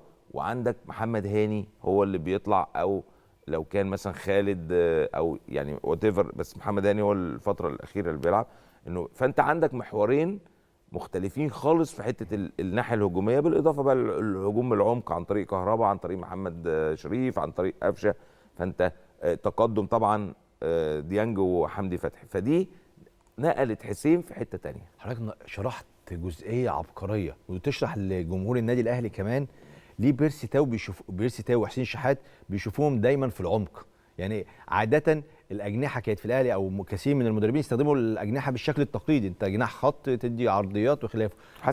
لكن حضرتك شرحت انه الاثنين بيبقوا في العمق عشان يسيبوا للباكات ان هم ينطلقوا محمد هاني او علي معلول. هي دي الفكره اللي جت هي اول حد عملها ايه؟ ان هي انت لعبت برشلونه لما كانت بتلعب نيمار وميسي يعني فاكر انت الفتره دي وسع لداني الفيش ويخش بس هو كده، لان انت عندك باكين بيطيروا، فانت لو وقفت الجناح او الوينج وقفته على الخط قفل على الباك، خبطوا في بعض قفل على الباك. فكانت حتى برشلونه كان عندها لعبه شهيره جدا ان يروح قاطع لجوه مثلا داني الفيش وانيستا ولا تشافي، برافو عليك، وتتعمل لداني الفيش او من الناحيه الثانيه مثلا يقوم نيمار قاعد قاطع لجوه وتتعمل لجوردي ألبا. صح. فالفكره دي جت من هنا. وانا بحيي كولر جدا في الحته دي. ليه؟ لان هو حط لعيب بيلعب بالرجل العكسيه عشان يقدر ان هو يفضي في الحته دي، فبياخد الباك معاه. يعني بيرستاو وهو داخل بياخد الباك معاه وبعدين يطلع. النقطه كمان اللي مهمه قوي بقى، ان انت عندك دخول بيرستاو وحسين الشحات في الناحيه العكسيه، دي مهمه جدا. يعني الاثنين عندهم عندهم حته ان هم بيخشوا في الناحيه العكسيه. يعني لو انت بتهاجم من ناحيه الشمال، النهارده بيرستاو كان فين؟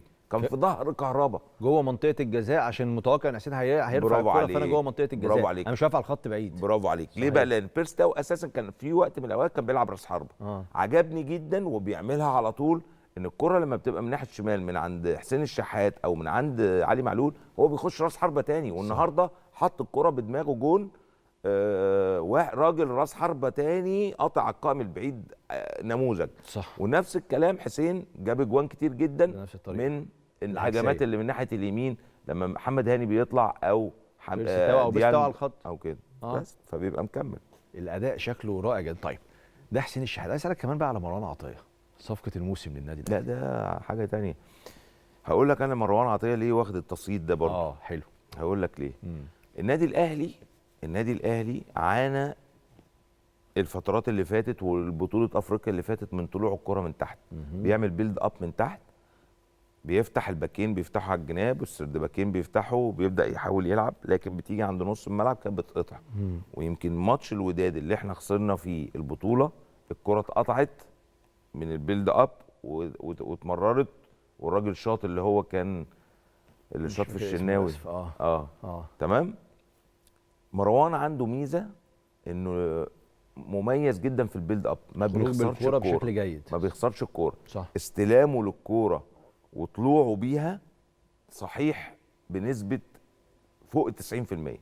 ودي مهمه جدا جدا، ان هو لعيب بيلدر، يعني بيقدر يبني من تحت ويقدر ان هو يطلع الكوره في الاتجاه السليم، ودي مميزاه جدا. شوف على كم الكور اللي بيخفدها او بيقطع، هتلاقي نسبه ضئيله قوي قوي، يمكن تكاد تكون مش معدومه. وده ما كانش موجود في اللي هو اللاعب رقم 6 اللي بيعرف يخرج بالكره اللي بيعرف يخرج بالكوره. عشان رقم 6 برضه، عشان يعني طبعا اسم كبير وتاريخ كبير مع النادي الاهلي، الكابتن حسام عاشور تاريخ كبير. بس وقتها وقت الكابتن حسام عاشور كان الكوره رقم 6 مش مطلوب منه قوي الخروج بالكوره، على قد ما فكره انه يطلع الكوره بشكل كويس او يخطف الكرات او يقطع الكرات. لكن دلوقتي رقم 6 في العالم كله هو اهم، يعني الركيزه بتاعت الفرقه. هقول لك أنا الفتره بتاعت حسام عاشور كان الستة بيقطع وبيدور.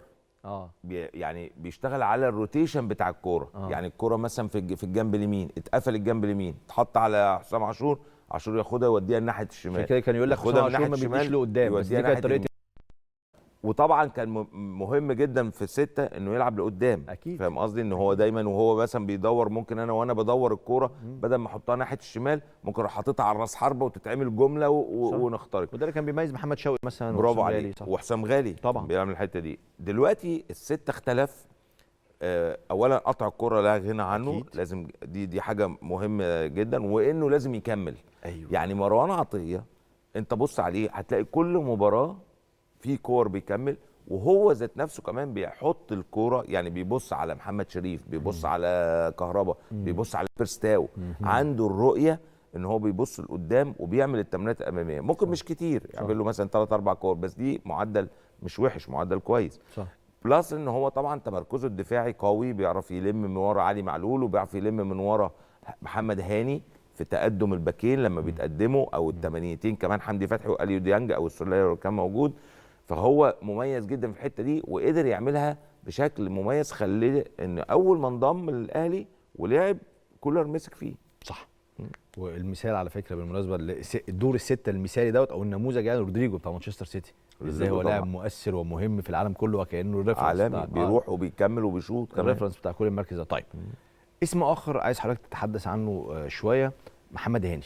محمد هاني من لعيب كثير الانتقادات، الناس تنتقده كثيرا، ولسه لاعب ناشئ ولسه لاعب صاعد، وامتى هيبقى باك الرايت للنادي الاهلي وامتى هيبقى الباك رايت لمنتخب مصر. النهارده يرتدي شاره القياده، مش النهارده بس، النهارده ومباريات كثيره ماضيه يقدم مستويات رائعه جدا. برضو ايه سبب في التحول في مستوى؟ يعني لو حسين شحات تم التحول في مستواه بسبب تغيير مركزه، فمحمد هاني في نفس المركز ازاي تحول مستواه بالشكل ده؟ محمد هاني انا شايف ان هو لازم يجي له مدرب يطوره.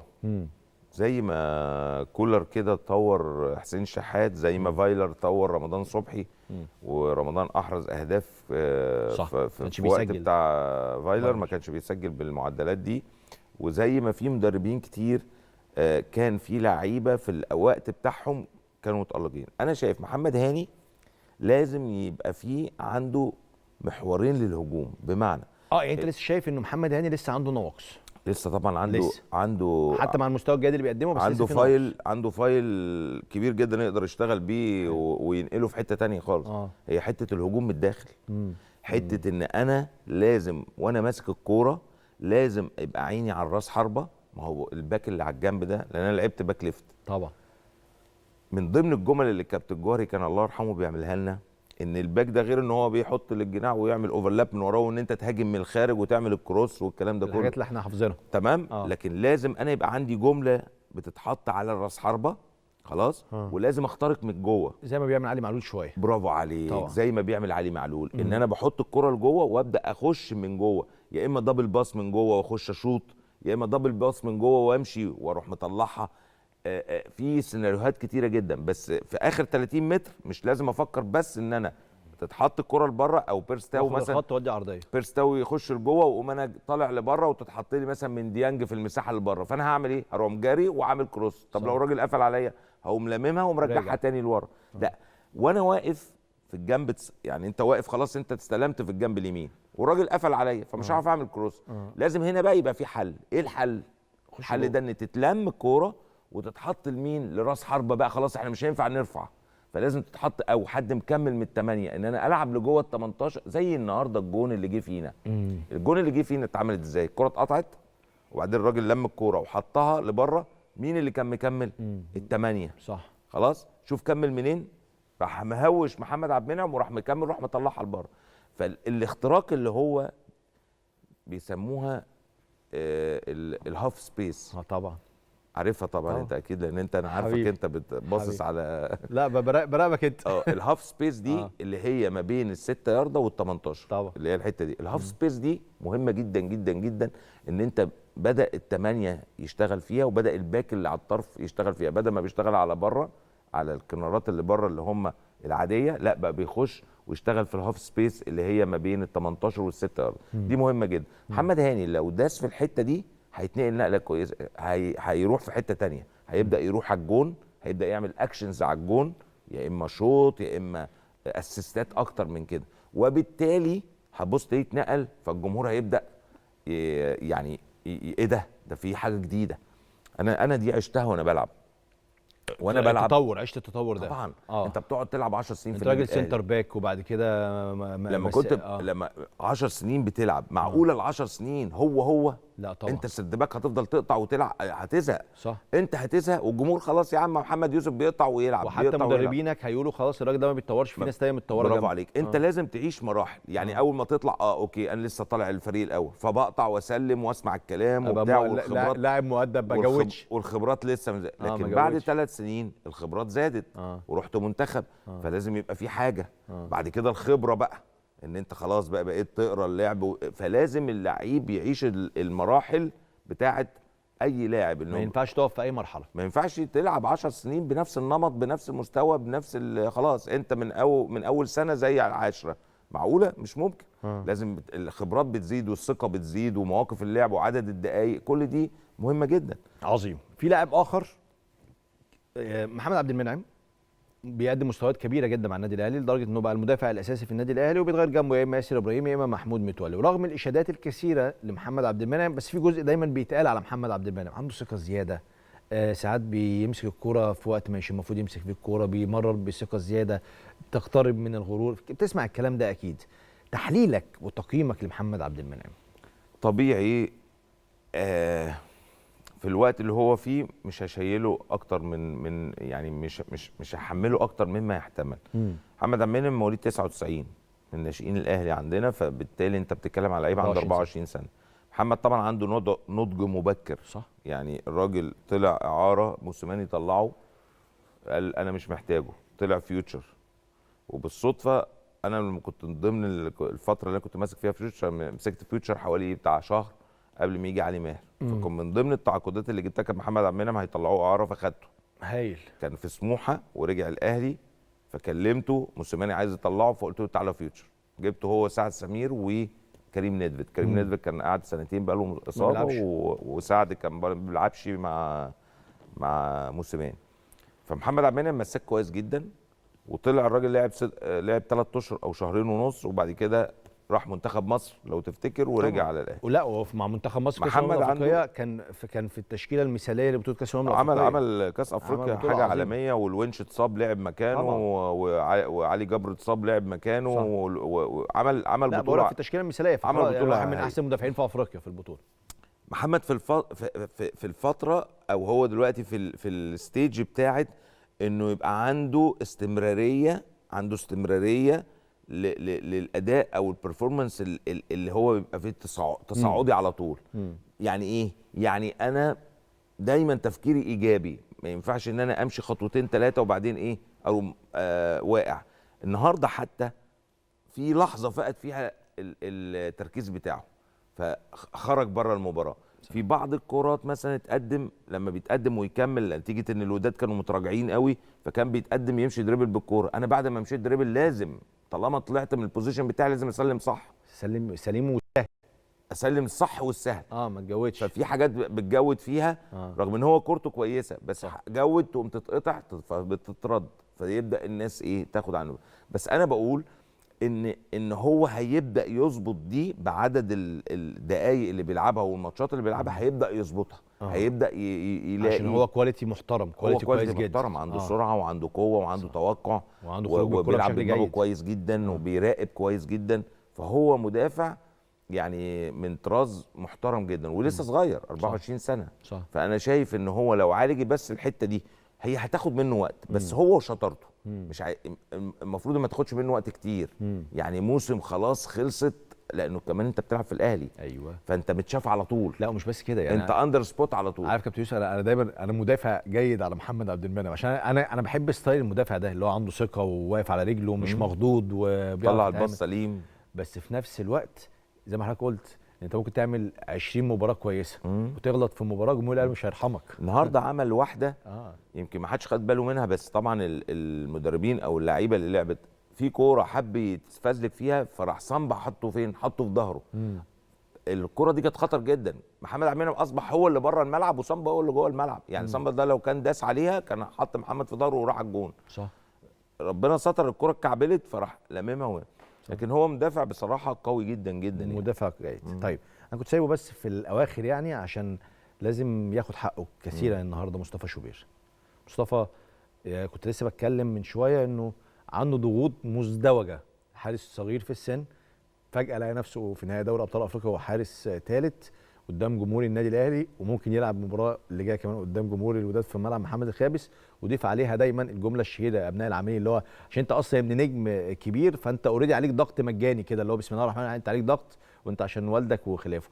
فاللعيب داخل بكل الضغوط دي المباراه دي، ورغم كده عمل مباراه جيده. طب انا هقول لك بقى على حاجه. اتفضل. ارجع ل 2018. 2018 شهر 6 انا مسكت مدرب عام وقام باعمال مدير كوره مع كارترون. فكان من ضمن صعدناها كان مصطفى شوبير. فلما اتمرن وبعد فتره لقيت حاجه محترمه قوي، يعني لقيت شخصيه حاجه يعني كل الناس بتتكلم على فكره شخصيه مصطفى لا شوبير. الشخصيه واحد بيوجه لعيبه اكبر منه وهو لسه طالع بقاله شهرين في الدرجه الاولى. وهو اول مره كان يطلع فريق اول، فكان في التقسيمات بينادي على اللعيبه وعايز يستلم الكوره، مش حارس جايبه من الناشئين يطلع بيتمرن مع الفريق الاول وخايف ومكسوف فواقف في الجون وخلاص. لا ده بيطلب الكوره وتعالى وارجع لي فانا حسيت وانا واقف في الملعب حسيت ان هو من الاجوان اللي عندها شخصيه. انت بتتكلم في 2018 فالراجل بيشتغل من 2018 اولا ساكت ما بيردش على حد. الحته الثانيه اللي مهمه جدا وانت قلتها مفيش حاجه اسمها اولاد عاملين. اللي بيردد الكلمه دي ده شخصيه مريضه. ليه؟ مفيش حاجه اسمها اولاد لاعبين، والا لو كان اولاد عاملين كان في اساطير اقوى من الكابتن احمد شوبير كانوا لعبوا اولادهم. صحيح. يعني مع احترامي يعني كابتن احمد شوبير راجل كابتن مصر وكابتن النادي الاهلي وراجل، لكن في ناس عملت في الكوره اكتر من اللي عمله شوبير وما لعبوش ولادهم، ما لعبوهمش كوره. ليه طيب؟ عشان ولادهم مش موهوبين بس غصب عني اللي هو انا عايزه يلعب بس هو مش موهوب. احنا كريم مجتمع ايه ده؟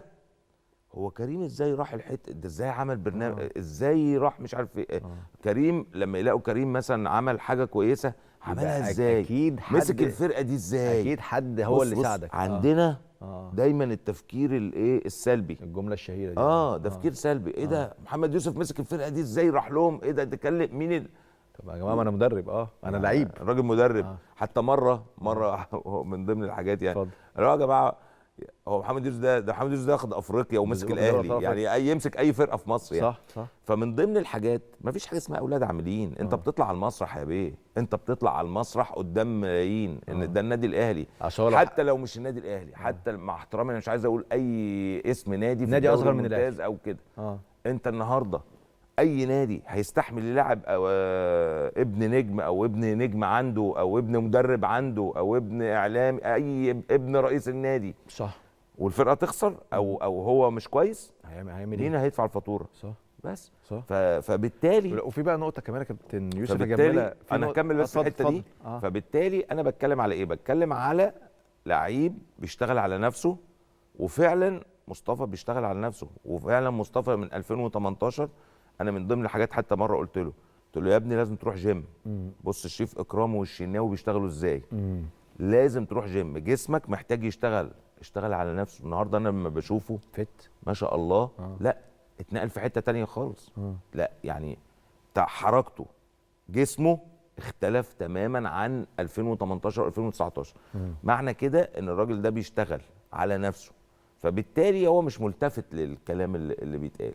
فمفيش حاجه اسمها اولاد عاملين. اصل انا بالمناسبه يعني ابني بيلعب في 2009 فبرضه في قطاع الناشئين ده ابن فلان، ده ابن علان، ده ابن مفيش حاجه اسمها كده. الناس اللي بتردد الكلام ده ناس مريضه. لو انت اكيد يا كابتن يوسف عارف انه في كام نجم في النادي الاهلي جابوا وحاولوا بالمناسبه يعني انا لو انا كنت لاعب في النادي الاهلي وعندي ابني عايز يلعب كوره، اول حاجه افكر فيها ان انا عايزه يلعب في النادي الاهلي. ده الف ب تمام. بس اكيد حضرتك وانت بتودي ابنك النادي الاهلي لو ما كانش هينفع او مش موهوب كانوا يقولوا معلش يا كابتن يوسف احنا بنحبك قوي بس مش هينفع يكمل معانا. مظبوط ببساطه شديده مظبوط. والحاجه الثانيه ان انت مش هنلعب في اوضه ضلمه. هو احنا هنلعب في اوضه ضلمه قدام الناس ما هنطلع نلعب قدام الناس فهيبان اللعيب الكويس واللعيب اللي مش كويس. فاهم قصدي ازاي؟ بس انا ضد اولاد العاملين. ليه؟ يعني انت كده متهم زي ما انت قلت الكلمه اللي انت قلتها. قلت ايه؟ قلت ده هو بيبقى موجود عشان والده، فاهم؟ الى ان يثبت العكس. أيوة. رغم ان بقيه اللعيبه كويسه الى ان يثبت العكس. شوف الفرق بقى هنا. صح يعني بص العكس. صح. انت وحش يا كريم لغايه ما تبقى تثبت لي ان انت كويس. ايوه. لكن العادي انت كويس وانا كويس وكلنا كويسين الى ان يثبت بقى ممكن ده مش كويس، ده ما ثبتش نفسه. صح. فالنقطه دي مهمه جدا ان انت بتتحط تحت ضغوط. بس خلي بالك اتفضل بتطلع اللعيب شخصيته قويه وبيستحمل الضغوط لانه في النهايه هيقابلها. صح. لعيب النادي الاهلي تحت ضغوط. بس فياما جبنا لعيبه وياما تعاقدنا مع لعيبه وياما لعيبه جت من انديه ما استحملوش وكانوا نجوم في انديتهم ما استحملوش بيجي يلعب ماتش. احنا في لعيب بدون ذكر اسمه احنا ايامينا كنا في التسعينات بنلعب فكان جامد جدا في ناديه. لما جه فما قدرش قال يا جماعه هو انتوا كل ماتش عايزين تكسبوا اصلا؟ والله في مره قال لنا في الاوضه كده، قال لنا انا هو انا كل ماتش هنزل يعني كل 3 4 ايام هنلعب لازم نكسب لازم نكسب. هو شايفها صعبه، احنا متعودين عليه. صحيح عادي يعني ما كناش شايفين ان دي قصه. ايوه الماتش يا دوبك بنفرح ساعه ساعتين، نروح البيت نيجي تاني يوم النادي خلاص بنفكر في الماتش اللي بعديه ب3 ايام. طيب تعودنا على الريتم ده يعني. الماتش اللي بعديه الاهلي مطلوب منه ايه في مباراه العوده قدام الوداد؟ يتعامل ازاي مع هذه المواجهه من الدقيقه الاولى لحتى اخر دقيقه؟ الاهلي مطلوب منه استشفاء معنوي وذهني كبير جدا قبل الجسم. لو راحوا بذره نيجاتيفيتي اللي هو بنسميها التفكير السلبي، اخطر حاجه ايه ده جابوا فينا جون، يعني مجرد بص شوف اللعيبه لو اتكلمت مع بعضهم وقالوا الحته اللي انا هقولها لك دي كارثه. احنا لو جه فينا جون كده خسرنا البطوله. مجرد ان تفكر التفكير ده غلط. لازم الاهلي وده كولر، لازم يبقى الكولر والجهاز سامي قمصان سيد عبد الحفيظ الناس المصريين بالتحديد لازم نفكر ان احنا نجيب جون في الراجل يعني لو انا جاي افكر اقول ايه، احنا لو جبنا جول بدري يبقى حسمنا المباراه. لازم ده التفكير كده، لازم مش لو دخل فيه ده جون. لازم افكر بكل التكتيك بتاعي بكل الشغل بتاعي بنفس الطريقه بالتمانيتين بتوع اللي بيكملوا بالجناب بكله، ان انا لازم اجيب جون في الوداد. لان انت لو جبت جون في الوداد انت موجود في البطوله بنسبه 80-90%. صح بس مجرد اجيب جون. بس انت كمان لما هتجيب جول هتخرجهم بكثافه من مناطقهم، الامور هتفتح بقى بالنسبه وعندك سرعات تقدر تلعبهم. وبعدين هتصعب عليهم الماتش. وبعدين حتى لا قدر الله لو دخل فيك جون محتاجين يجيبوا جون هم جون تاني. وبعد حتى ما يجيبوا جون تاني يعني 2-1 يبقى ضربات جزاء. فانت الجون ده ثمنه غالي قوي زي اللي جابوه هم النهارده. انت اللي الجون اللي هتجيبه هناك، فلازم تفكر له بقى. هم جابوه في الدقيقه كام؟ 87. انت لازم تفكروا من الاول. لازم تنزل عليهم من الاول تفاجئهم. فدي انا شايف حاجه ان شاء الله اهم حاجه. كابتن محمد يوسف كالعاده بتشرف وبتنور كالعاده. الحوار معاك ممتع جدا، انا بشكرك شكرا جزيلا حبيبي. انا يعني مبسوط والله. احنا اتكلمنا تكتيك قوي وكوره قوي. انا بحب كده. انا بحب كده بس انت عشان انت داخل في التفاصيل فبتحب تتكلم في اتمنى تكون انت كمان كنت حابب كده. لا انا حابب جدا. صح.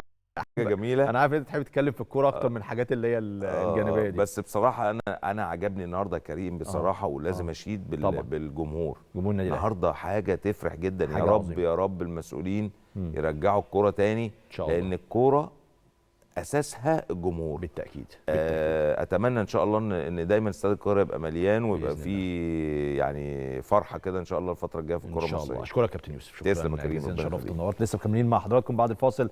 محمد جمال معاه شويه ارقام وتحليلات كده لطيفه جدا عن المباراه. خليكم معانا.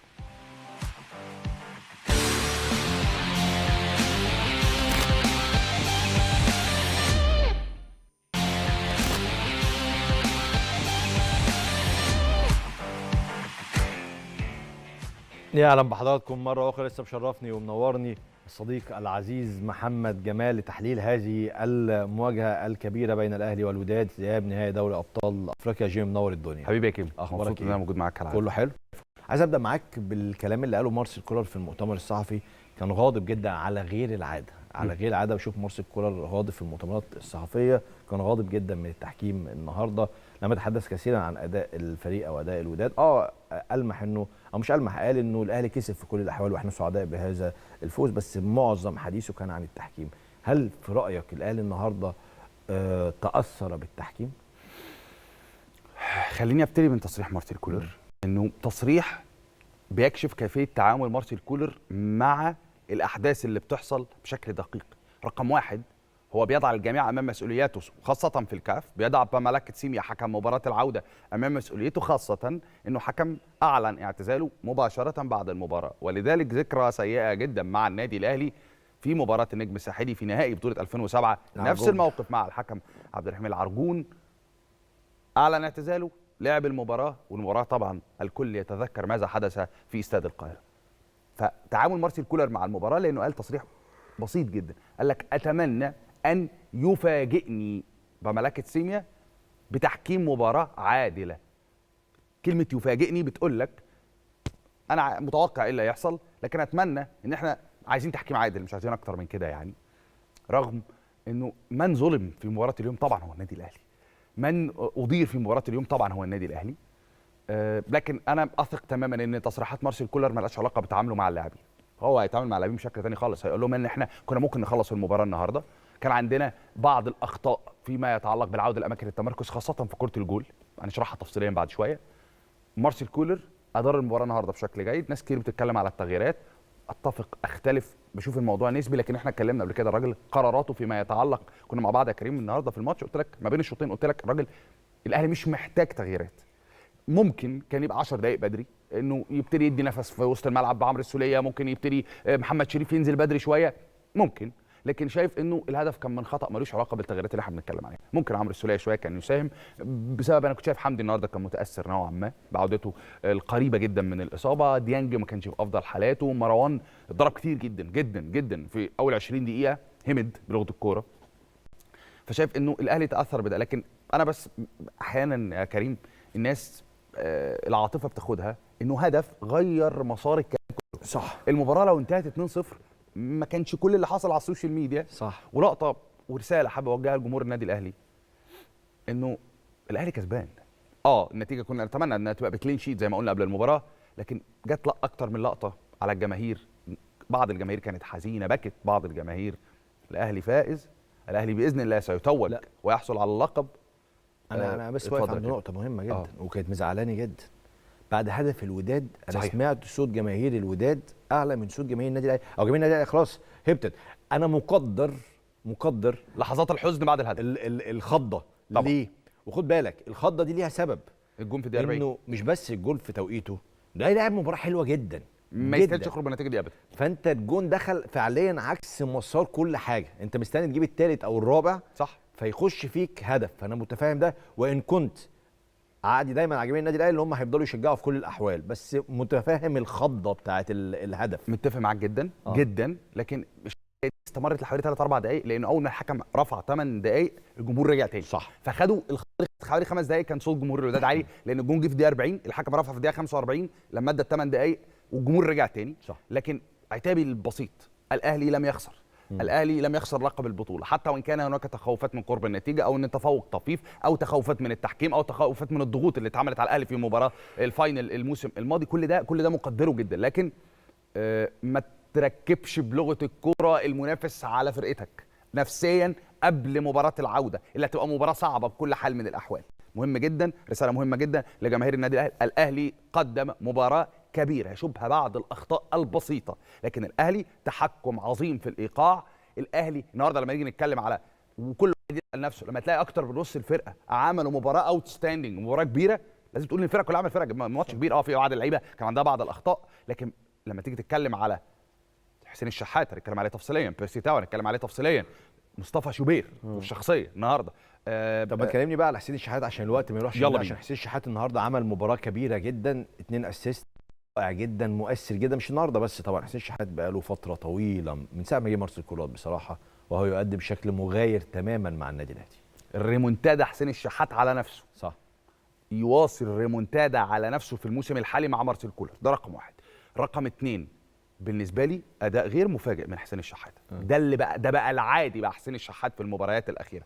حسين الشحات يا كريم مش بس هو النهارده عامل الاثنين اسيست، مش بس هو ملمح الخطوره الاهم، هو اللي بيعمل لك عمليه صناعه اللعب، هو اللي حل والرئه المهمه، هو وبيرسي تاو. نتكلم برضو على تاو، هو وبيرسي تاو في وسط الملعب وعمليه صناعه اللعب والدخول داخل الملعب. لا كمان ده حسين بيرجع يعمل واجبات دفاعيه ممتازه.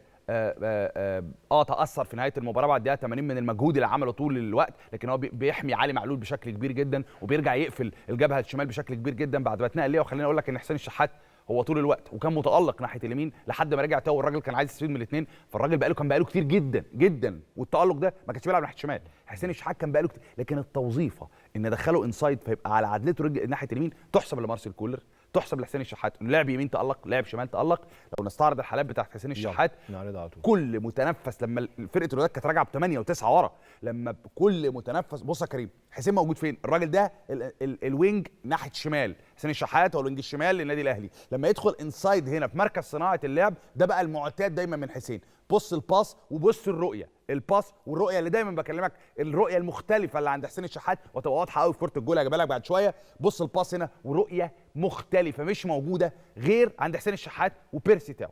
بص هنا التحرك، بص يا كريم، لولا استلامه خاطئه سهله جدا، لان الكره بلغه الكره حنينه، استلامها ديانج تعدي من تحت رجله، الراجل رايح كهربا رايح فاتح له انفراد وهو نفسه ممكن يروح بيها انفراد، لكن للاسف ما كملتش. لكن انا اللي يهمني في القصه دي غير استلامه ديانج السيئه، انه الباس والرؤيه بتاعت حسين في وسط الزحمه اللي فيها 6 لاعبين من الوداد، هو شايف ديانج ويحط له الكره بالدقه دي. يلا نروح للحاله اللي بعديها. بص مين تاني؟ حسين الشحات هو الرئه. بص واقف كام لعيب من الوداد يا كريم؟ 2 4 6 8 9 9 لعيبه من الوداد بتدافع في الثلث الاخير لملعب الوداد، يعني عاملين لك بلوكايه كبيره، يعني مضايقين لك المساحات جدا. تلاقي دايما مين وهنيجي للقطه دي تاني مع تاو، وركز على الكوره مع حسين الشحات وشوف مين اللي في عمق الملعب. الجناح اليمين يا كريم، ده الجناح اليمين، اللعيب اللي على الدايره دايره ال 18 هو بيرسي تاو، ده الجناح اليمين داخل انسايد. هات الفريم اللي بعده وبص الجناح اليمين ودقه الباس بتاع حسين. 4 لعيبه واقفين قدام حسين يا كريم، 4 لاعبين ودقه الباس، الكره بتروح لتاو في التحرك، بعد التحرك بتاع تاو بتروح له في المساحه. ده بيقول لك الرؤيه والفيجن، وده راس مال حسين، الرؤيه والفيجن والدقه في ارسال التمريرات. روح للحاله اللي بعديها، كره الجول اللي هقف فيها عند نقطه، ويا ريت لو نعرف نعمل لها زوم ان. كمل. بص يا كريم، كره حسين هنا فيها قرارين. بص يا كريم، ايوه هي دي اللي انا عايزها. بص يا كريم، الجول كله في الفريم ده. الله، الجول كله في الفريم ده. بص رفعه دماغ حسين، رفع دماغه، شاف تاو واقف على البعيده، راح حاططها هي القصه كلها في حاجتين. القرار اللي خده حسين انه ما يرجعش تاني، لان الاثنين ارجع فريم، اول فريم خالص، بص يا كريم، لو فكر حسين يرجع لتحت الكره انتهت. ليه؟ الاثنين قافلين له زاويتين التمرير، سواء داخل الملعب انه يخش جوه الملعب او انه يرجع تاني تحت المعلول. هو خد القرار الوحيد اللي فيه السبيس. 2 ياردة كانوا كافلين بان حسين ياخد القرار الصعب. رفعه العين دي يا كريم، دي رفعه العين المره الثانيه وهو بيحط الكره بعد ما حطها لتاو، رفع دماغه من الارض جزء من ثانيه، شاف تاو راح حاططها في النقطه اللي مش شايفها المدافعين بتوع الوداد، والكره دي بالنسبه لي ياخد منها 70 80% من الجول. حسين الشحات رؤيه وفيجن عظيم. ارجع تاني، ارجع فريم كمان في الحاله دي. لا خلاص، روح للحاله اللي بعديها. تمام. بص يا كريم، الرؤيه قلت لك في الكره الاولانيه والثانيه والثالثه، الرؤيه، الكره وهي بتتحط لونج بول. محمد هاني واحد من نجوم المباراه اللي دايما ما بياخدش حقه. هجيب لك الكره دي الجون ده تاني، من اوله، والباس بتاع هاني والفيجن بتاع هاني، ويتحط هنا لحسين الشحات في ظهر ايوب العملود. هنا الكره ما طبتش يا كريم، هو خدها الاولانيه ونزلت ولقى الحارس طالع. بص الحارس نازل قافل ازاي يا كريم، طبيعي الحارس ينزل يعمل النجمه ويقفل عشان الكره ما تحطش في الجون، ده طبيعي. الفيجن ان هو شايف كهربا واقف هنا، وان هو واخد القرار والكره لسه في الهواء، هو ده 70% من الجون. لانه انا بالنسبه لي الجون ده 2 مساهمين فيه اكتر من كهربا نفسه. محمد هاني طبعا في التمريره الطوليه اللي في ظهر ايوب العملود، في مكان عظيم، في توقيت عظيم، بقوه عظيمه عشان تنزل حسين الشحات في التوقيت ده، ويرجع حسين يحطها لورا بالشكل ده. محضر قراره، كل مره اقول لك فيجن ومحضر قراره. حسين الشحات افضل لاعب في النادي الاهلي. اهي دي الكره من اولها. بص يا كريم، الكره هنا كان حسين ابتدى يتحرك، يمكن هي مش جايه معانا، كمل الفريم اللي بعده هتلاقوا. بص حسين هنا ابتدى يتحرك، الكره في الهواء، هو شايف الكره يا كريم ومقدرها وعارف هتنزل فين. بص هنا، بص رفعه الدماغ، وقف هنا زوم، هو شايف مين اللي بيتحركه لتحت يا كريم، مين اللي بيتحرك لحسين تحت؟ كهربا. فهو بيتحرك ومحضر قراره انه هيعملها الباك باس لتحت، مش هيحطها في الجول لان الزاويه بقت ضيقه جدا، وراح حاططها لكهربا. ده مبهر. عظمه الباس، مبهر، عظمه الباس طبعا. حسين الشحات سوبر يا كريم، مش النهارده. عشان كده بقول لك اللي عمله حسين النهارده، رغم انه سوبر، رغم انه رجل المباراه الاول في وجهه نظري، الا انه مش جديد على حسين الشحات. صحيح. بقى معتاد الاداء والمردود اللي بيقدمه حسين الشحات. طب ده رجل المباراه الاول بيرسي تاو. بيرسي تاو يا كريم لعيب، البيس بتاعه، الكواليتي بتاعه مختلفه، لعيب بكواليتي سوبر. نفسي كل المحترفين اللي يجوا الدوري المصري يبقوا شبه بيرسي تاو وعلي معلول. مش هتكلم على علي النهارده، لكن انا هتكلم على بيرسي تاو تحديدا. بيرسي تاو لعيب كبير قوي قوي. الرئه، النادي الاهلي كان مقفول عليه الشوط الاولاني بشكل كبير جدا، كانت رئته الاولى حسين ورئته الثانيه بيرسي تاو. الاثنين دول هم المتنفس بتاع مارسيل كولر. بيرسي تاو لو نشغل حالات سريعا عشان الوقت. بيرسي تاو انا هتكلم النهارده على نقطه واحده بيعملها بيرسي تاو محدش بيعملها زي بيرسي تاو. التحرك بدون كوره والوعي. الوعي ده جاي نتيجه انه لعيب متعلم. لعيب متعلم متعلم كوره طبعا. متاسس صح. عارف ان الحركه بدون كوره هي راس ماله. بص يا كريم، انت لما تيجي هنا تتكلم مشي كده فريم كمان، مشي فريم كمان فريم كمان عشان مش شايف ايوه كمان. لا دي ده جون الوداد. انا عايز تاو ده جون الوداد. ما تشرح لنا الجول بتاع الوداد بالمره، ويعني سيبوا يا جماعه الكوره دي. يشرح لنا. انا هنا هقف عند محمد عبد المنعم قبل وهشرح، يعني دي جايبين حاله من ضمن. انا محمد عبد المنعم النهارده كان واخد تكليفات من مارسيل كولر، ودي تكليفات علشان الناس تفهم هو ليه كان بيزيد. واخد تكليفات ان لما مروان، وكان متوقع مارسيل كولر انه هيضغط عليه بايمن حسوني، يطلع هو يعمل عمليه الزياده ويعمل الباس. طلعت يا محمد دوست على الكوره مره واثنين وثلاثه، الكوره بتتقطع. ما تعملش 6 مس باس. واحده منهم ترد بكره في العارضه، والثانيه تزنق بيها علي معلول، والثالثه تتقطع وتروح هجمه خطره على مصطفى شوبير. وهنا ارجع بقى على الفريم ده جون الوداد بقى. دي الكره الاولانيه، ده مش جون الوداد. ارجع معلش، ارجع تاني. ايوه الفريم كمان، هات لي الارتقاء اللي من الجنب ده. انت راس مالك يا محمد يا عبد المنعم. ايوه راس مالك يا محمد يا عبد المنعم، انك بتاخد دايما الخطوه قبل المدافع، بتقرا الملعب قبل المهاجم.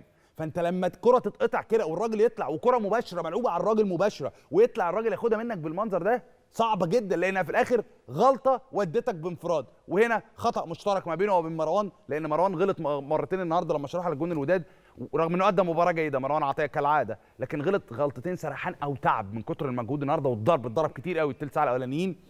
وده درس قبل مباراه العوده. اتضرب كتير جدا في الشوط الاول، فالراجل كان همدان بلغه الكوره. فالكره دي مروان سرح، فدخول رضا الجعدي جوه ال 18 مروان كان المفروض يرحل معاه، وده كان الطبيعي. الراجل سامبو بيطلع معاه الاثنين المدافعين، ومروان بياخد الراجل اللي جاي من تحت اللي هو يا اما ايمن حسوني يا اما رضا الجعدي.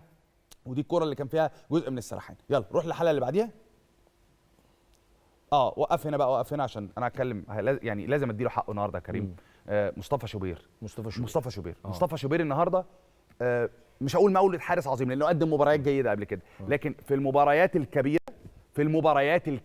في المباريات اللي بتحتاج للشخصيه. وهنا يستحضرني كابتن احمد شوبير الاب بقى، لما كان الاثنين العمالقه رحمه الله عليه، كابتن ثابت البطل وكابتن اكرامي الكبير اكرامي الشحات، كانوا هم حراس النادي الاهلي، وكابتن شوبير كان هو الحارس الثالث. مباراه كانوا نيويندي فاينل افريقيا، نهائي بطوله الكؤوس الافريقيه، ويقف كابتن احمد شوبير في الفاينل، والاهلي يحرز الكاس ويكون واحد من نجوم المباراه. في مباراه المصري في نهائي كاس مصر في نفس السنه يحصل نفس الموقف ويكون واحد من نجوم المباراه. النهارده بيستعيد ذكريات ابوه. اللقطه الاولانيه لقطه صعبه جدا وانفراد، وانا عايز بس الفريم بتاع اخر فريم في الحلقه الاولانيه بتاعه مصطفى شوبير. بص يا كريم، الخروج، ودايما بنسميه في كره اليد بنسميها النجمه، ملهاش حل غير انه يطلع يعمل كده. الخروج، توقيت الخروج، المسافه، التحرك، الكره من اولها وخد 5 ياردات عشان يقفل الجون، خروجه. الكره الثانيه لو جاهزه معانا الحاله الثانيه، الكره بتاع التصويبه بتاع ايوب العملود صعبه جدا، الناس ما تاخدش بالها يا كريم.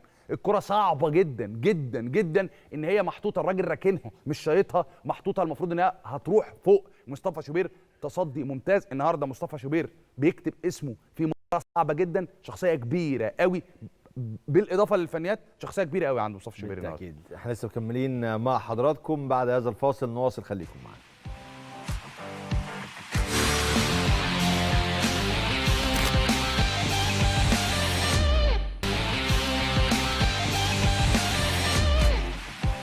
جيمي كان عنده رأي في الكورة بتاعة يحيى عطية الله اللي كان المفروض او النادي الاهلي، لعيبه النادي الاهلي والجهاز الفني طالبوا فيها ببطاقه حمراء ليحيى عطية الله لما لمس الكوره بايده، كان في انفراد للنادي الاهلي. اتفضل قول.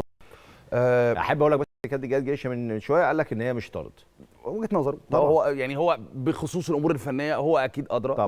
لكن الكوره لما تيجي تبص هنا، دول عدد اللاعبين بتوع الوداد، عشان بس الكادر ما كانش مفتوح، وكان دي غلطه من المخرج عندنا، انه 2 4 6 8 10 9 لاعبين من الوداد، وحارس المرمى واقف ورا مش متوقع غير لاعب واحد. مين هو اللاعب الواحد؟ اخر لعيب عليه الدايره تحت هو يحيى عطية الله. ده رقم واحد. رقم 2 ان في لعيب تاني وهو بيلمس يعني لو معانا الفريم اللي بعده كمان، وهو بيلمس الكرة بايده حسين رايح لوحده خالص يا كريم، حسين رايح لوحده خالص، ده بالاضافه لتاو. يعني انا عندي تاو راجل رايح انفراد والكره لسه هتسقط وتجري، يعني هو حتى مش هيحطها تحت رجله ويعمل بيها دريبل، فالراجل ممكن يلحقه. هي الكره اصلا راحه، الكره رايحه انفراد من قبل نص الملعب، فالراجل اللي انت بتحرمني. اصل العبره في القانون، هو بياخد طرد ليه يا كريم؟ العبره في القانون بايه؟ منع فرصه هدف محقق، منع فرصه هدف محقق. القصه مالهاش علاقه بالمسافه، القصه لها علاقه الراجل اللي رايح انفراد من نص الملعب ولا رايح انفراد من بعديها ب 20 يارده، ما هو رايح في كل الاحوال. لو الجون هيشيلها، طب ما ممكن احط في اعتبار ان الجون ممكن يصدها. منع فرصه هدف محقق، ده القانون، هو كده. ياخد كارت احمر لو هو اخر لعيب، اخر لعيب. الكابتن انا برضو بنقل اللي قاله الكابتن جهاد، قال لك ان قانون اللعبه ان المسافه عشان كبيره، هو الفيفا بيحط في اعتباره ان المدافع ممكن يبقى سريع فيلحق، ففي مساحه تسمع للمدافع انه يجري. انا برضو بنقل كلام الكابتن، مش كلام انا، يعني مش انا دايما ما بحبش اقول رايي في حالات تحكيميه.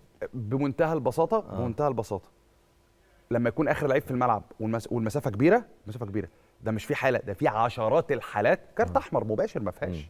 كارت احمر الكره بقى قبل نص الملعب، بعد نص الملعب، لو العبره بالمسافه الطويله، مليون حاله اتحسبت بمسافه طويله كارت احمر مباشر. وده ردا على البعض مع احترامنا وتقديرنا ليهم، يعني اللي من الفجاجه انه وصل انه بيقول انه النادي الاهلي هو اللي اتجامل في القاهره. انا شايف انه انا ما وقفتش عند لقطات كتير جدليه تحتمل، انا وقفت عند لقطه بالنسبه لي ما فيهاش شك 1% ان كارت احمر مباشر. وتعليقا على الاداء عموما، لا كان فيه اهتزاز كبير في اداء الحكم النهارده. الاهلي المفروض يعمل ايه في مباراه العوده؟ الاهلي المفروض يعمل ايه في مباراه العوده؟ رقم واحد الاهلي لازم يتقوى في الريتم يا كريم. الاهلي لازم يبقى حاطط في مخيلته انه لازم يسجل، بس يسجل مش باللي الناس عاوزاه بانه ينزل يهاجم، لا. الاهلي لازم يقفل مساحاته، كومباكت جيم، يوفر مجهود لعيبته، يحاول انه يكون نفسه طويل وينتظر خطا الوداد اللي بالمناسبه والناس مش واخده بالها منه. الوداد هيندفع هجوميا في وقت من الاوقات، الوداد ممكن يضغط من اول دقيقه وممكن ينتظر شويه. حال من الاحوال الوداد هيندفع، فانت انتظر اندفاعات الوداد واشتغل على المساحات اللي النهارده بمنتهى البساطه لما طبقتها في الشوط الثاني. الوداد ضغط، لكن الاهلي بكوره في الدقيقه 59 بتاعت محمد هاني، لونج بول، جون. الجون الثاني قتلت المباراه. انت هدف هناك تلعب بمنتهى الاريحيه وهتحط الضغوط على الوداد. وتاني يا كريم، انا عارف انت الوقت بيجري منك وعايز تقفل. في النهايه باذن الرحمن الاهلي سيتوج ببطوله افريقيا، وصدقني اوقات بيبقى طعمها حلو لما بتيجي خارج الارض من معاناه. وانا شايف انه شويه هتحط اللعيبه تحت ضغوط جيده او ايجابيه. صحيح. جيمي شرفت ونورت، انا بشكرك شكرا جزيلا. يعني انا هقدر اقول النهارده الف مليون مبروك للنادي الاهلي الفوز بالشوط الاول في نهائي دوري ابطال افريقيا. ان شاء الله نقول للاهلي الاسبوع القادم الف مليون مبروك بالبطوله بعد مباراه العوده. ده كان ختام حلقتنا النهارده من رقم 10. اشوفكم يا رب على الف خير.